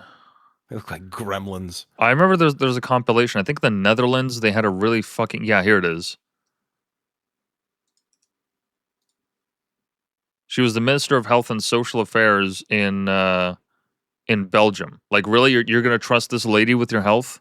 Really? You're going to trust this lady to look out for you and your loved ones? She can barely fucking see. Her eyes are slant-eyed. Like, really? This is the person we're supposed to trust? With all due respect. Or Theresa Tam? That fucking... That shell of a woman? My family couldn't stand looking at her whenever she came on TV. She's like, my God. She just looks sickly. She looks jaundiced. Maybe this photo has a filter, but she literally just looks jaundiced. And it's not a racial hit. No, she literally just looks like she's not healthy. So we're supposed to take the advice from all these fucking people? Like, really? Like, these people? I'd rather take health advice from Dwayne Johnson. Well, I remember my point, because I was saying that we had this conversation years ago. We were saying, no, like, this is a direct result of the people getting vaccinated, because now the virus is like, okay, I'm going to learn everything I can about the vaccine, right? If we're imagining that the virus has thoughts, okay, it's going to do everything that it can to surpass the vaccine and all of the protections that it affords people. And then once it creates a new variant, the vaccine is going to become useless, which is exactly what it did. Then it became about a race of trying to figure out the virus and how it was changing. And then it was, oh, this is just the flu. We have flu 2.0. This is the exact same thing as the flu, because the flu virus, as you've told me before, is the vaccine for the flu, the quote unquote vaccine, is based on last year's model, last year's remnant. Right? It's based on what the flu was like last year. That's why it runs rampant through all the communities. It's based on the flu that hits Australia, because Australia hits flu season before we do. Mm-hmm. The problem with that is they're on the other side of the fucking planet. How many variations can one virus make before it reaches your continent? Because that's the thing that I always go to is that, okay, so they make the vaccine for the flu in Australia. That's say, 1011, right? And by the time it gets to Canada, it's changed to 1010. Well, your vaccine's useless. And there are so many zeros. Again, I'm not a biologist, but there are so many variables that slightly change that turn that vaccine useless. And that's why the vast majority of nurses refuse to take the flu shot. For years, they refuse to take the flu shot. Yeah, it's pointless. If nurses aren't getting the flu shot, why should you? It's pointless. That's enough for me. Like, I don't think I've ever had the flu shot in my life. Maybe once when I was a kid, but I genuinely do not recall getting vaccinated against the flu. And like any regular person, yeah, maybe I'll get sick like a couple times during the winter months, but realistically, like it really is not that bad. And look, once again, just enough that point about the virus evolving past the vaccine. See, I think that is the conclusion that a lot of these experts came through, right? This is just me speculating. I think that's the conclusion that they came to, but because the entire game was built on the fact that we need to get these numbers down, we need to get the deaths down, we need to do this, we need to do that, they were fully bought in. They were fully invested. Not to mention the billions of dollars worth of contracts that went to Pfizer, Moderna, Johnson & Johnson, so on and so forth to develop this vaccine, right? All that government money that went towards building that infrastructure. Not only have the vaccines, but also the shipping, the caring for them, all that money that was involved in making sure that people are getting vaccinated, right? That created a direct incentive structure for people to abide by these rules and abide by this way of life that made it so hard to turn that ship in any other direction but the one where it was going already. I think that's why a lot of people stuck to their guns, because I think a lot of the virologists, I wouldn't be surprised if they also came to this conclusion thinking, oh, we actually fucked up. We made a mistake. We should not have vaccinated during the pandemic. We should have let it ride out. Like, yes, sad to say, but people are going to die. This is just a reality of life. And then we move on from it. We give people actual advice of how to care for themselves. You know, this is something we covered in the last episode, but barely any recognition regarding vitamin D, about exercise, about doing things to alleviate depression, because depression directly affects your health, right? Your physical health. And no discussion of that. Just fully bought into the narrative that we need to get as many people vaccinated. You know, that's why we showed that clip of Trudeau, just like this compilation. It was every single day that this man or somebody else in the government would get up and say, you need to get vaccinated. The unvaccinated are the problem. You need to get your COVID passport. You need to do this. You need to do that, because their jobs are directly tied to those numbers. They're directly tied to how many people are dying, how many cases are happening. And because they set the tone, right? Because that's the incentive structure that they built, they just kept pumping it out, regardless of the variant. This is the rule book. This is what we had to do. We needed the curfews. We needed to restrict people from going on buses, on trains, on cars, whatever the fuck. And they just kept with it. They kept with this narrative until it was convenient for them to say, oh, well, I mean, it's not killing people anymore, so I guess COVID's kind of over. I guess it's just over. And no accountability. Nothing. It just kind of fizzled away. There wasn't a single day where the whole country just breathed a sigh of relief. There wasn't anything commemorating it. We could have had a hell of a fucking party. I've told you that before. We could have had a hell of a fucking party. If all of a sudden, if, you know, things went out at the end and everybody was like, okay, restrictions are over. Everybody would have been ballistic. It would have been fantastic. Yeah, we fumbled COVID so bad. Fire.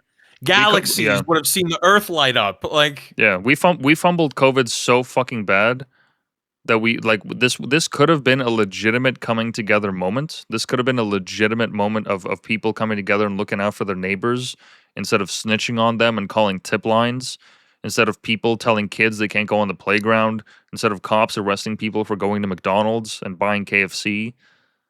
Like, this really could have been a moment of not just national unity, but global unity. And we just fucked it up for selfishness and personal gain and politicization and virtue. I mean, COVID was an opportunity for people to actually come together and help one another. And the Freedom Convoy was a symptom of that. But overall, it was just so revealing to see exactly where the allegiances of these people lie. Not just the people in government, but the people that supported them. It really, really, really showed the colors of a lot of people of what would happen when their chips are down, that they'll gladly rip toilet paper out of a grandma's hands just so that they can secure it for themselves. You know, they'll gladly imprison their own citizens within their nation just so that they can virtue signal and say, we are on the right side of history and they are not. That choices have consequences. Not for me, but for them. Choices have consequences for them, just not for me. I'm Justin Trudeau. I'm dating Katy Perry now. I can do whatever the fuck I want. I'm a private citizen now. I'm not related to government at all. Yeah. Yeah. Going a little bit back on what you said there about the doctors and being like, well, at this point, oh fuck, we were wrong, but we kind of have to stick with the rhetoric. During a podcast with Pierre Corey, who was a co-founder with I just had his name, Paul Marek, for the FLCCC. There, they were on a podcast. I think it was the Dark Horse podcast. Or maybe another one, I'm not sure. But what he basically outlined was that doctors' hands, at least on the ground, were tied hard by bureaucracy. They were being forced. Yeah. Like they if they even recommended a different treatment option, or they in the beginning, some of these doctors like Pierre Corey in particular, was attempting to use a bunch of different things and seeing what the results was. And at the end of the day, when they came out with these recommendations, they were all denied. They're like, no, this isn't how we treat. This isn't what we treat. Which became the big story involving ivermectin, which is something we hadn't talked about yet, and the complete denial of a separate treatment plan. If it wasn't like, I remember hydroxychloroquine was used early on in COVID, but had very little effect, right? Then this is that bleach story. This is the injecting the pool cleaner into their veins story. When Trump got in front of the news and said that some people are using hydroxychloroquine to treat themselves with COVID, and then there was that one couple that injected themselves with pool cleaner because it had hydroxychloroquine as one of the ingredients, and they died, and people blamed Trump for that. It's like, well, with all due respect, no, those people are mental. Yeah, they're retards. They're actual retards. Those people are mental. It's the same thing with the Florida people who took the horse dewormer because it's ivermectin essentially. Well, they took like, the horse form, like the just so that we're clear, they took the veterinary form. Ivermectin is the ivermectin. Yeah, and they took the horse form just because it comes in a different bottle essentially. And yeah, it's like, okay, these people are little nuts. You know, I'm not going to go out there just because somebody says, oh, I don't know, fucking graphite builds muscle. I'm not going to go out and start eating pencils. You know, if graphite's an actual thing I can eat, well, I'm going to get the powdered form, you know, like an actual medical bottle of some kind. But I'm not going to start injecting pool cleaner into my fucking veins. But the problem is that turned ivermectin into the enemy because, well, there was the hydrochloroquine, which was actually used. So I don't know why this article is even shaming people for that. Like, it was an actual drug that was used for COVID treatment in the beginning. They found out that didn't work. Then they authorized the use of remdesivir, which is absolutely horrific and just destroys the body from what I've heard. And I mentioned to you this before the podcast was nurses would refer to it as "run, death is near," which is horrible. And people in that Vax 3 documentary there would willfully say, like, I do not want to be treated with this. Do not treat me with this because people die on this. And they treat them, and guess what? They die. It's awful. And then the vaccines came out, right? So it's like, okay, what about anything else? What about some other therapeutic treatment? And ivermectin is all natural, from what I understand. It was found in the ground in China. Like it's not only all natural. The man who helped synthesize and discover ivermectin has received the Nobel Prize. Mm-hmm. The man who discovered this received a Nobel Prize, and ivermectin is commonly used as an anti-parasitic in Africa. Like, this is a drug that is so cheap to manufacture. The dose costs less than $1. Okay, the dose literally costs less than $1, and whatever people's experience and knowledge regarding its ability to treat COVID, look, you have a potential alternative here that costs pennies on the dollar compared to a vaccine that needs to be cooled, needs to be stored. You got to worry about transport. You got to worry about all these doses, who's making it, when's it get shipped. You have ivermectin that's already ready to be doled out to people. I mean, it's so accessible to the point where they're literally just giving it to fucking horses as a dewormer. Okay, it's so commonplace in veterinary practices that they just have it on hand, and they dismissed it as not a cure, but at least a potentially therapeutic to COVID because it threatened the profits of big pharma. These people demonize this medicine because there's this huge incentive structure to only take the vaccine. I mean, how ludicrous is that? Look, once again, to whatever extent anyone believes that this is a quote unquote cure for COVID, if it's an alternative, if it's an option, should we not, like, if we're going on good faith here, should we not be exploring it? Should we not be investigating it? Why are we demonizing it? Why is it that immediately, as soon as this entered the public consciousness, it was completely just thrown into the wastebasket, and anybody that ever took it was just, like, laughed at? Joe Rogan, when he mentioned that he was taking ivermectin, right, infamously, they made his photo. They slandered him. They made his photo more yellow. They made it so this in retrospect with the what's his name, Purdy. Who's the guy, the nurse that was shot recently in Renee Good. No, Renee. No. It was a man. Yeah. The man that got shot. Yeah, they changed his photo. Yeah, I saw that. Yeah, I did see that. But yeah, they literally color. They Look at literally the color on Joe Rogan's face. They literally changed the color of his face. Yeah. They literally changed the color of his face because the moment he spoke out about ivermectin. If that doesn't tell you who wields power and influence in general society, then I really don't know what will.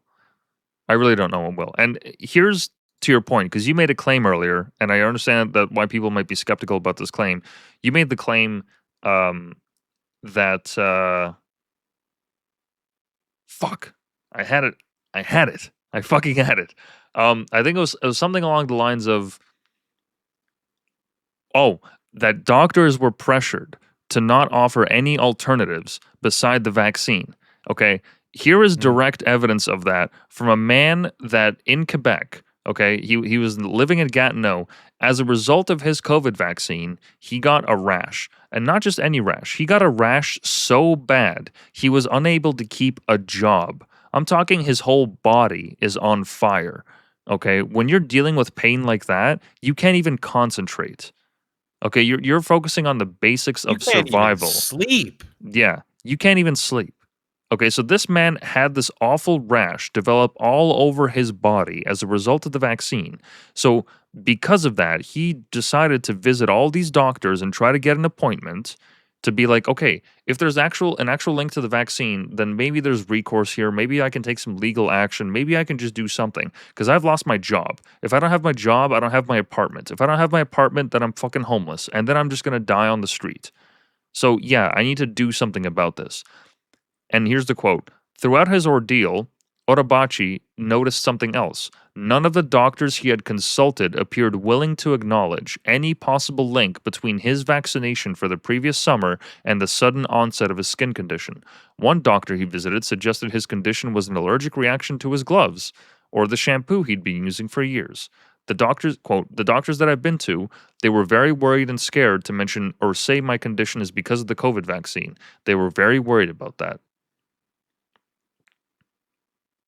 Yeah. That tells you because they're scared too, because the mainstream media and big pharma had already discredited a shit ton of doctors. Oh yeah, all those people that the Bering Declaration were, yeah. Oh yeah. The Great Barrington Declaration. Fuck man, they discredited Robert Malone, and he invented mRNA technology. He holds the patent for it anyways, yeah. Yeah, Robert Malone was not only discredited, he was banned off of Twitter. He was banned off of Twitter. Like, there was this letter, for those who don't know, the Great Barrington Declaration was a letter that was penned by scientists and doctors all over the world saying that herd immunity was the priority. We needed to have this virus run through the population and for people to gain herd immunity in order to move on. Right? That all of these things that we're doing regarding the attempts at building a vaccine or this 6 feet social distancing, it just wasn't working. And all of them, All of them were chastised. All of them were dismissed. All of them were fired in one way or another and just pushed into the fucking dustbin of history. And then wasn't there another document that was signed in the U.S. of doctors that backed the vaccine or something like that, and some of them turned out to be like plastic surgeons or like mathematicians? I wouldn't be surprised. Yeah, I really wouldn't be surprised. But yeah, so this document, it claimed that, quote, COVID-19 lockdowns could be avoided via the fringe notion of focused protection by which those most at risk of dying from an infection could purportedly be kept safe while society otherwise took no steps to prevent infection. How have we not mentioned the word fringe the whole fucking show? No, we have a couple times. Have we? We the fringe. Well, that's the thing. We haven't mentioned that. That's part of the rhetoric. I completely forgot about that word. But again, I like that. It's like, oh, the fringe. Again, like you said before, this was a moment for the planet to really come together, or humans, no matter where you're from or what creed or what background or whatever, to come together and actually work this out. And instead, you just created this division. You just took the knife and cut us all in half and said, you're the good guys and you're all against the bad guys. We're all against the bad guys. Fuck the bad guys.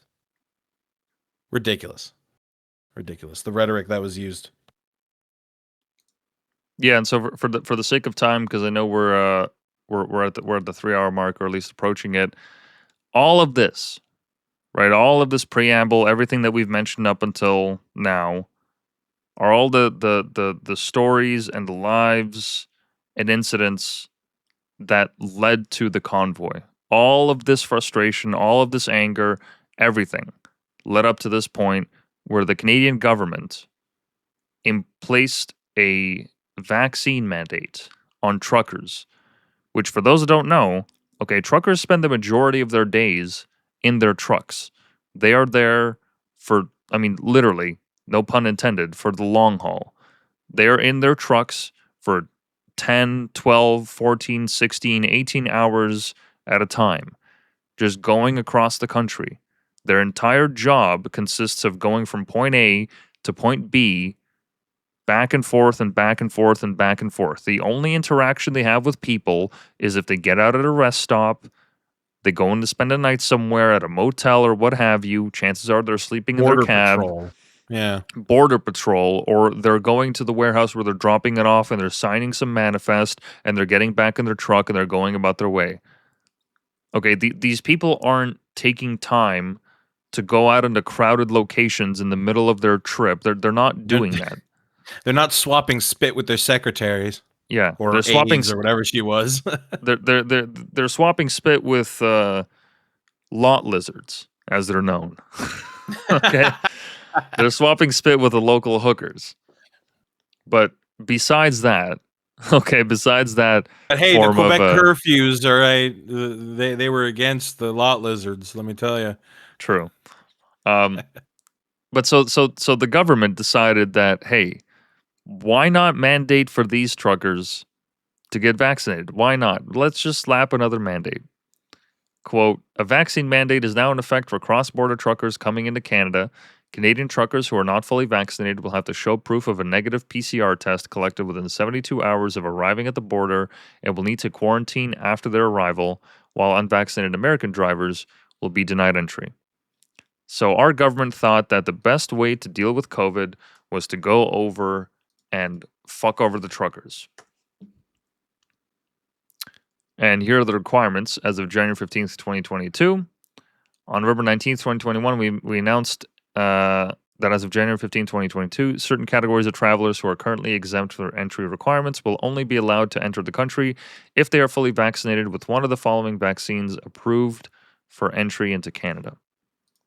There's the announcement.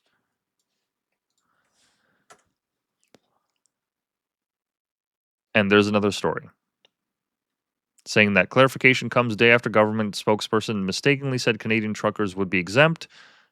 Now Canadian truckers were also forced to get vaccinated.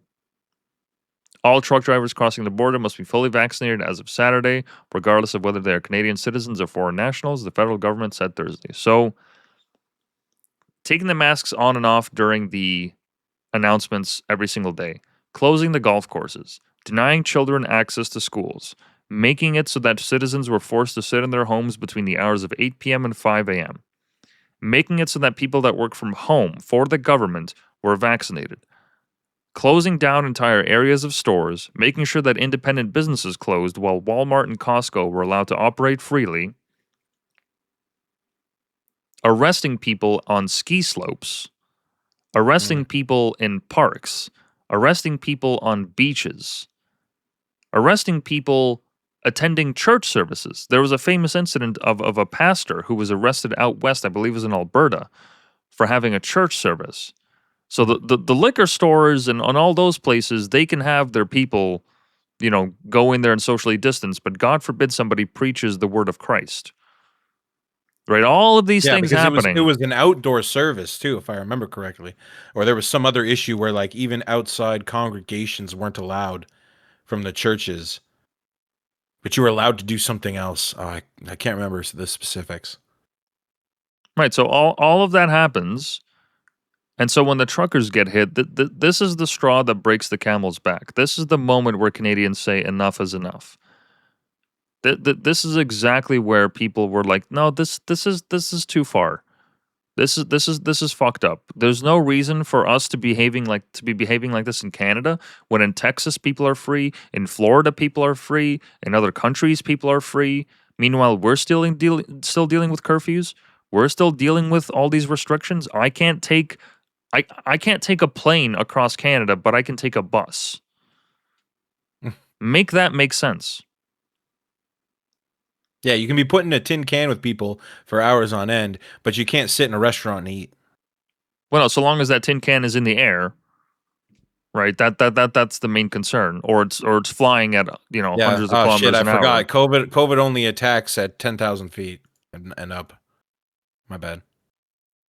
Right, so all of these things just led up to this frustration building. Because once again, right, the problem with COVID isn't that it happened or that people dealt with it. The problem with it now, in the present day, is that there's been no concession. There's been no quarter given. There's been no admittance of a lie, of fault, of anything. And especially back then, people were like, yeah, these people aren't backing down. They're still forcing this on a population that barely deals with people. They see more of their family, right? In like all those within their home. They're more prone to fail social distancing bylaws in their home than they are during their job. Yeah. I mean, what are we talking about here? But we're going to hit them and penalize them anyway. And again, going back, these are the people who supply you with everything. Right? You threaten the people who supply food. You threaten the people who supply all your PPE for COVID. Medication, all your gloves, everything. All your masks. Yeah. Resources, everything. You tried to bite the hand that feeds you, and truckers said enough is enough. And not only did they say enough is enough, this doesn't get highlighted as it should. These people drove from all corners of Canada. Oh, yeah. In sub-zero degree weather, right? And these people aren't millionaires. They're not well off. They don't have extra time, extra vacation time they can just take off. They don't just have like a month where they can drop everything. These people quite literally sacrificed everything that they have to come together and give the government exactly what it deserved, which is a big middle finger in the most polite Canadian way possible, which we'll get into in the next episode. But this is all just, once again, this is the preamble to this protest.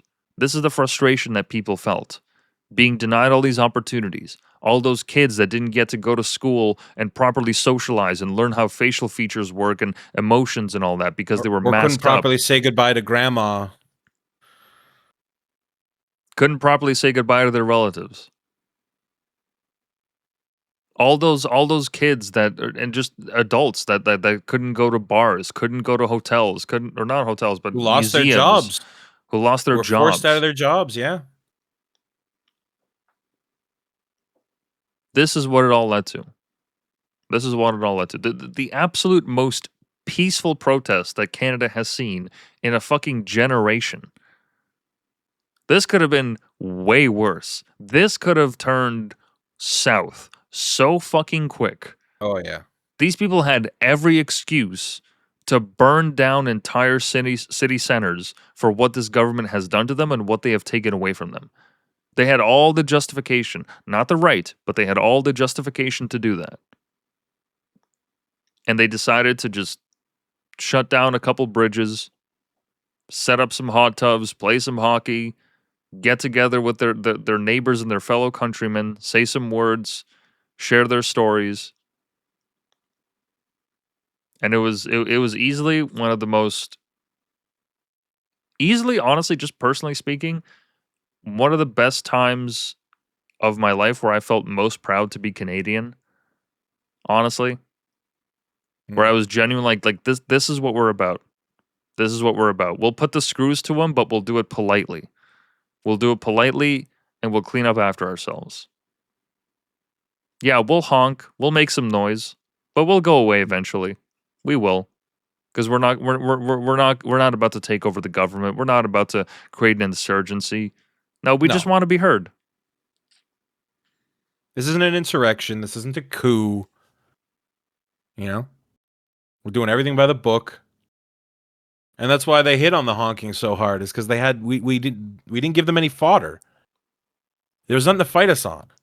And we'll get to what they did end up pointing out in the next episode, I'm sure. But that's why they were nitpicking, right? Because no fights broke out, like no violence. Nobody was getting domed by fucking bottles or anything like that. Like, this could have been real militant. This could have gone nobody the way died. Yeah, nobody died. And not a single person, not a single Renee Good, not a single, person, fucking with cops or anything like that. Yeah, there were absolutely people in the movement. Like, there was a Nazi flag at one point. That guy got immediately kicked out as soon as that appeared. Anybody with a Confederate flag was kicked out as soon as they could. Mm-hmm. And the organizers, like Tamara Litch and Patrick King there, and whoever else they're with, because I remember seeing an interview with a handful of them, they would immediately denounce these individuals. They're like, they're not with us. If you show up with this imagery, you're not with us. You don't understand what we're trying to do here. Because what we're trying to do is exactly what you just said. Protest peacefully with no margin for error. No questions can be brought on us. Like you mentioned the Nazi flag, and there was a handful of other Nazi symbolism that, again, wasn't Nazi symbolism. It was trying to compare the government and Trudeau to Nazism. So, sure. But I saw those the first day, and then they were never seen again. Not necessarily because they were kicked out, but because these people also learned the message that, hey, these symbols can't be here, regardless of the message you're trying to purvey. Like, one of them was just an old man. I remember this old man sitting on the wall outside Parliament with a I think it was a swastika over Trudeau's face or something. And it's like, you think he got kicked out? I'm like, nah. They just told him, hey, buddy, fold that up. Don't be showing that nowhere, and don't bring it back. And I'm sure he was back. And if it was such a, if we're to take their word for it, if this was a movement that was just filled with Nazis, just filling to the fucking brim with Nazis, why didn't we see more of that? If I'm a Nazi, why are they pattern recognition? Why are they grasping at straws trying to go after the one guy with the flag? Why are they grasping at straws going after honk honk is an acronym for Heil Hitler? Why are they grasping for these straws? If there was so much symbols of Nazism and so much of it on display, why isn't there the evidence of it? You don't get to make that claim and say that this was a far right extremist movement when you see photos of people in fucking hot tubs, when you see people embracing each other, fucking crying because for once they actually feel normal. The trucker convoy was easily like the single most significant moment for the people that felt they were crazy during COVID.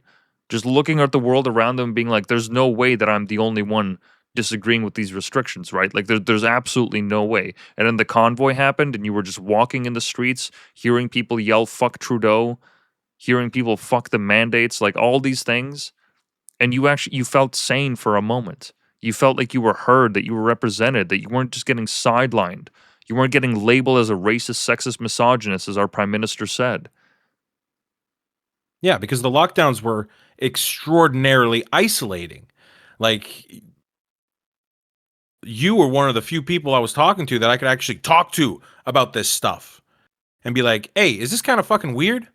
Without having to worry about being like demonized. Like, even family members demonized me. For family members were demonizing other family members. Like, no, I'm cutting ties with you because you don't believe in the vaccine and you're risking my health. And it's like, okay, well, is there no way we can actually like talk about this? And then it's like, no, we can't meet because COVID. We're not allowed outside our house because you have to justify being outside your house. So that level of isolation and frustration makes you think you're going fucking crazy because you think you're the only one in the room that thinks this way and everybody else is pointing towards you. And that rhetoric coming from mainstream media or politicians or other social celebrities doesn't help whatsoever.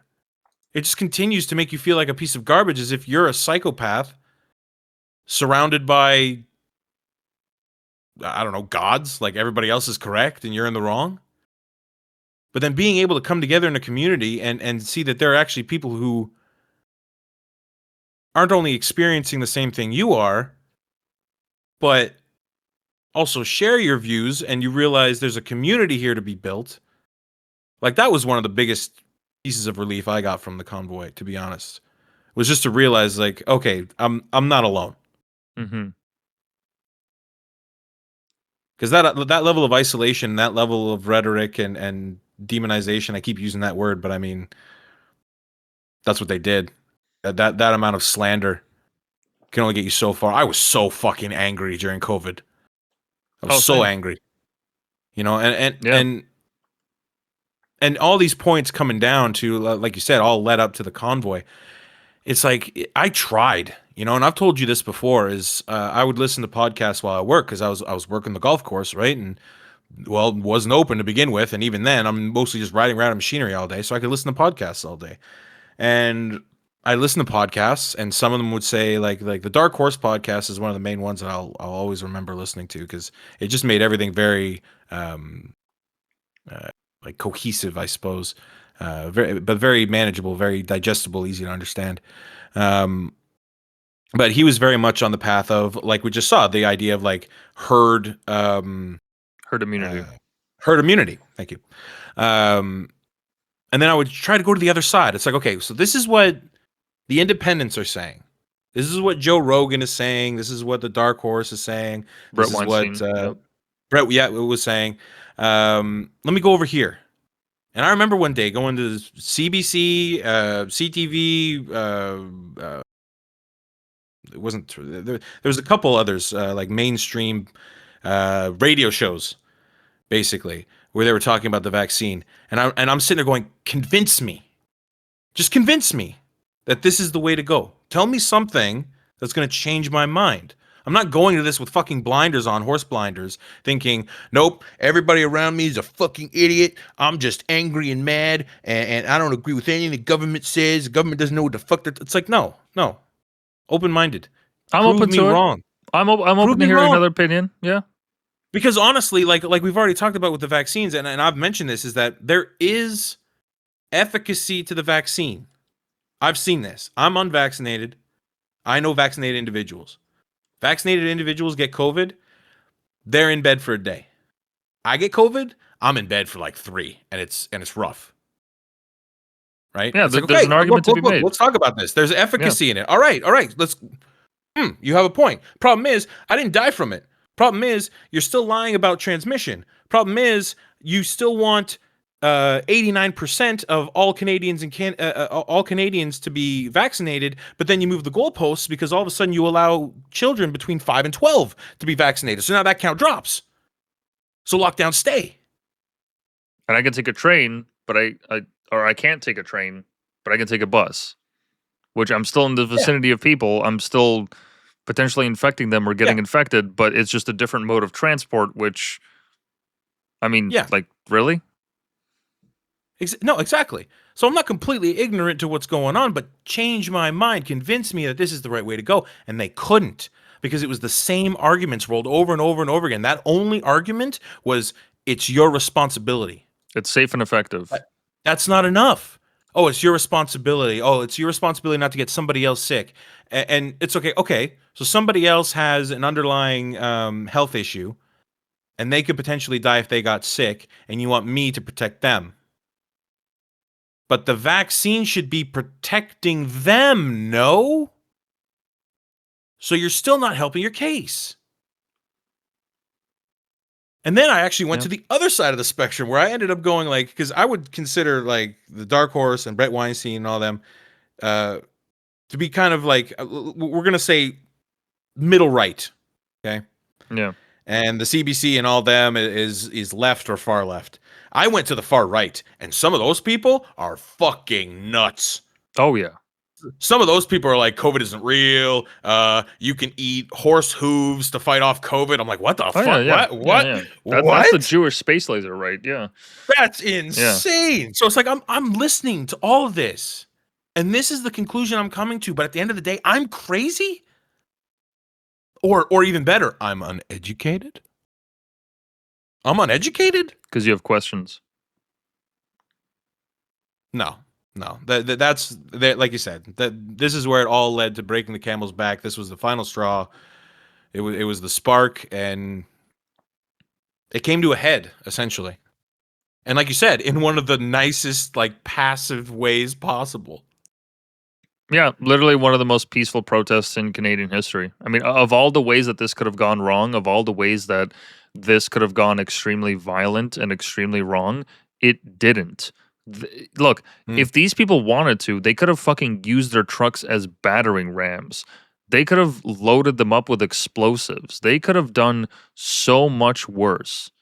Okay? And I'm by no means advocating for that. I'm by no means calling for that. I'm just saying that of all the ways that this could have gone bad, the government got off easy. They got off extremely easy. They could have just done so much more damage than they did. And these people held it off because they understand that in a high trust society, there's a limit to this. There's a limit to where it works. If the cops come, if the SWAT comes, if all the enforcers come and they start throwing tear gas, well, you got to disperse. You got to go home. And yeah, okay, it sucks to take the L. It absolutely sucks that we have to give up this fight, but we have to respect the rule of government. Yeah, at the end of the day, it would be better than being slandered as, oh, look, the right wing stood up against local law officials and like insurrection. No. Yeah, all that. No. Right. There's some people to this day that believe this was our January 6th, and the fact that January 6th wasn't even what they say it is, it completely misses the point of what the convoy actually was, and we'll get into that into the next episode of not only just the secondhand accounts of people, but also your own personal accounts, because you were actually there on the ground and you saw it in person. So we'll be covering that, and just for the sake of time, we'll end it off here. All the notes and everything that we have used for this show, the script and everything, all the sources that we've posted, we will be providing a link to that at the end of every episode. It is in the description for them, so you can see it all there. And as per always, if you want to support the show, liking, commenting, subscribing, watching it is more than enough. But if you want to take that step further, you're more than welcome to donate to the PayPal or the crypto.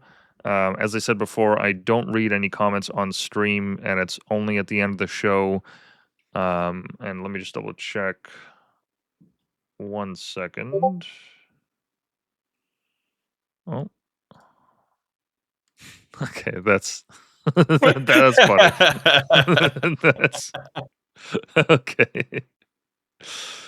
Because you know what? One of the things that got me through COVID is not just being able to talk to you or close friends or anything like that, but just being able to laugh at this shit is what helped me get through. And this is easily this fucking cat.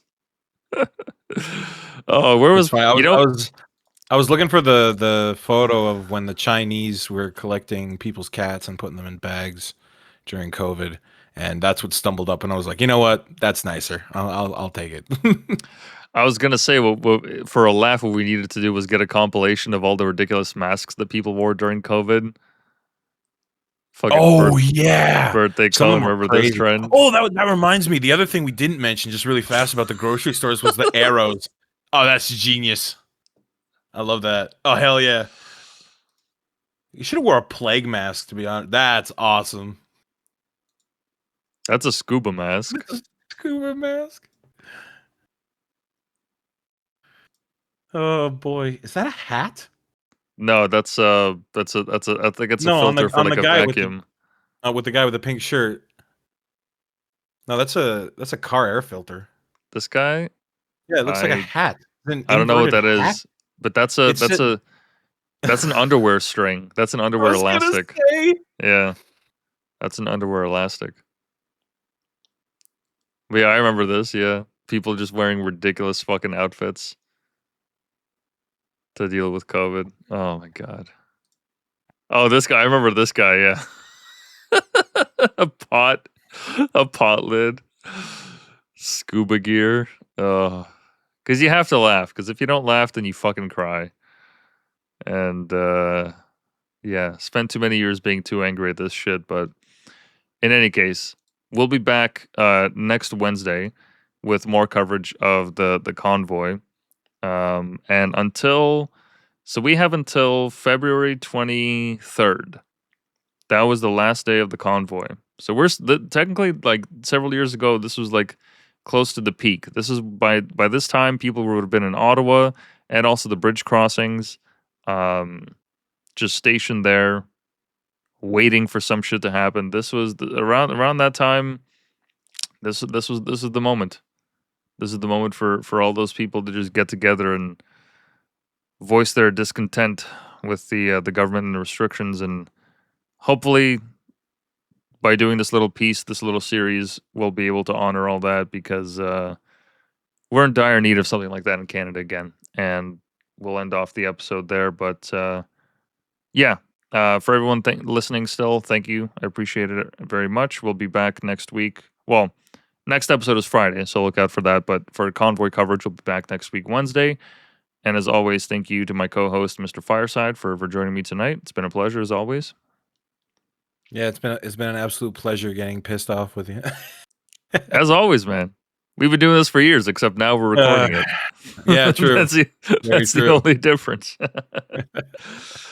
So yeah, thank you guys, and yeah, I guess we'll see you Friday night.